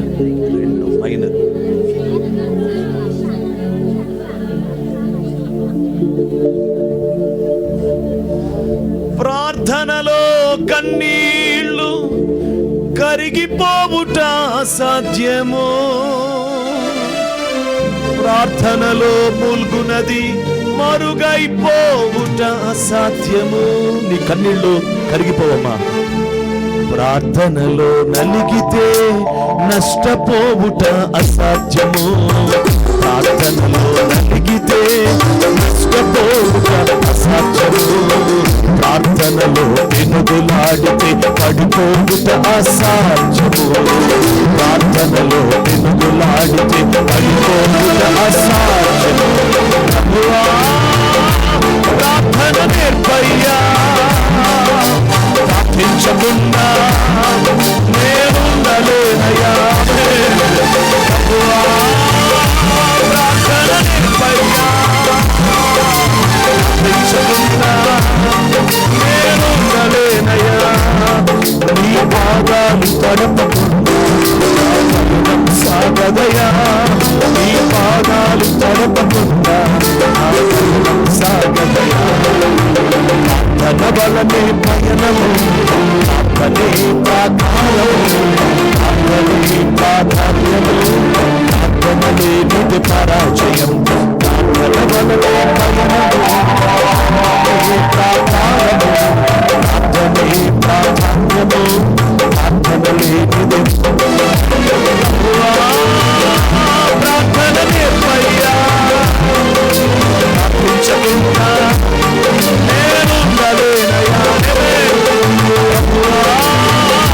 ప్రార్థన నేర్పయ్యా, ప్రార్థించకుండా నేనుండలేనయ్యా. నీ పాదాలు తడపకుండా నా పయనం సాగదయా, నీ పాదాలు తడపకుండా నా పయనం సాగదయా. ప్రార్థనలో నాటునది వెళ్ళగించుట అసాధ్యము, ప్రార్థనలో పోరాడునది పొందకపోవుట అసాధ్యము, ప్రార్థనలో నాటునది వెళ్ళగించుట అసాధ్యము, ప్రార్థనలో పోరాడునది పొందకపోవుట అసాధ్యము, ప్రార్థనలో కాపులాడునది పతనమవుట అసాధ్యము, ప్రార్థనలో కాపులాడునది పతనమవుట, ప్రార్థనలో పదునైనది పని చేయకపోవుట అసాధ్యము, ప్రార్థనలో పదునైనది పని చేయకపోవుట. ఆమేన్, ఆమేన్, ఆమేన్.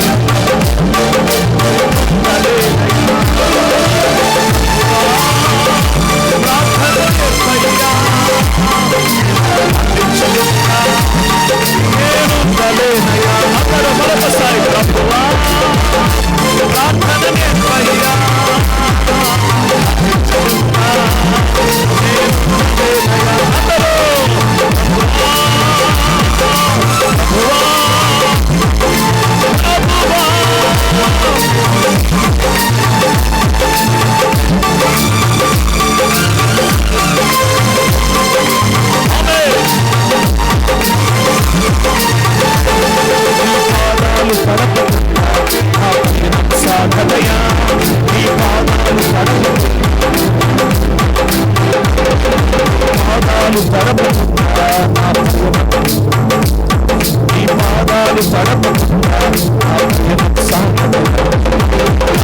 బలమే పట్టణము, ఆత్మదే వాగ్దానము, ఆత్మదే ప్రాధాన్యము, ఆత్మదే నిలకడ,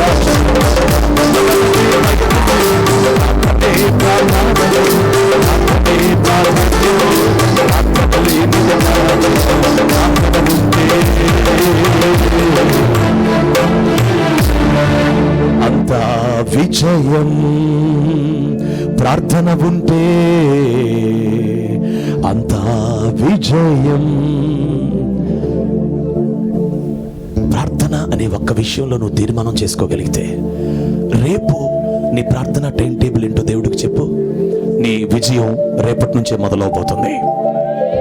రేపు ఎన్ని గంటలు లెగుస్తావు, ఎన్నిసార్లు ప్రార్థన చేస్తావు దేవుడికి చెప్పు, ఎన్ని మార్లు మోకాళ్ళ మీద ఉంటావో చెప్పు, నీ విజయం ఆధారపడి ఉంది. పరిస్థితులన్నీ మారిపోబోతున్నాయి, ప్రతి చీకటి తొలగిపోబోతుంది, ప్రతి బలహీనతలు తొలగిపోబోతున్నాయి, ప్రతి బలహీన కార్యాలు లయమైపోబోతున్నాయి. యేసుక్రీస్తు నామములో విశేషమైన ప్రార్థనాత్మ పొందుకొందురుగాక. Receive the spirit of prayer. శ్రేష్టమైన భక్తి చేసే కృప పొందుదురుగాక. శ్రేష్టమైన భక్తి సాధారణంగా చేయటానికి ఇదే ఆఖరి రోజు. సాధారణమైనది వద్దు, ఇదే ఆఖరి రోజు వద్దు, సాధారణంగా వద్దు. శ్రేష్టమైనది, శ్రేష్టమైనది, శ్రేష్టమైనది చేయటానికి అప్పగించేసుకో. అద్భుతమైన సాక్షులుగా నిలబెట్టబోతున్నాడు. నీ అడుగులు రాబో తరానికి ఒక దీవెనగా చేయబోతున్నాడు. దేవునికి అప్పగించుకో. దైవజనులు ప్రార్థన చేస్తారు, ఏకీభవిద్దాం.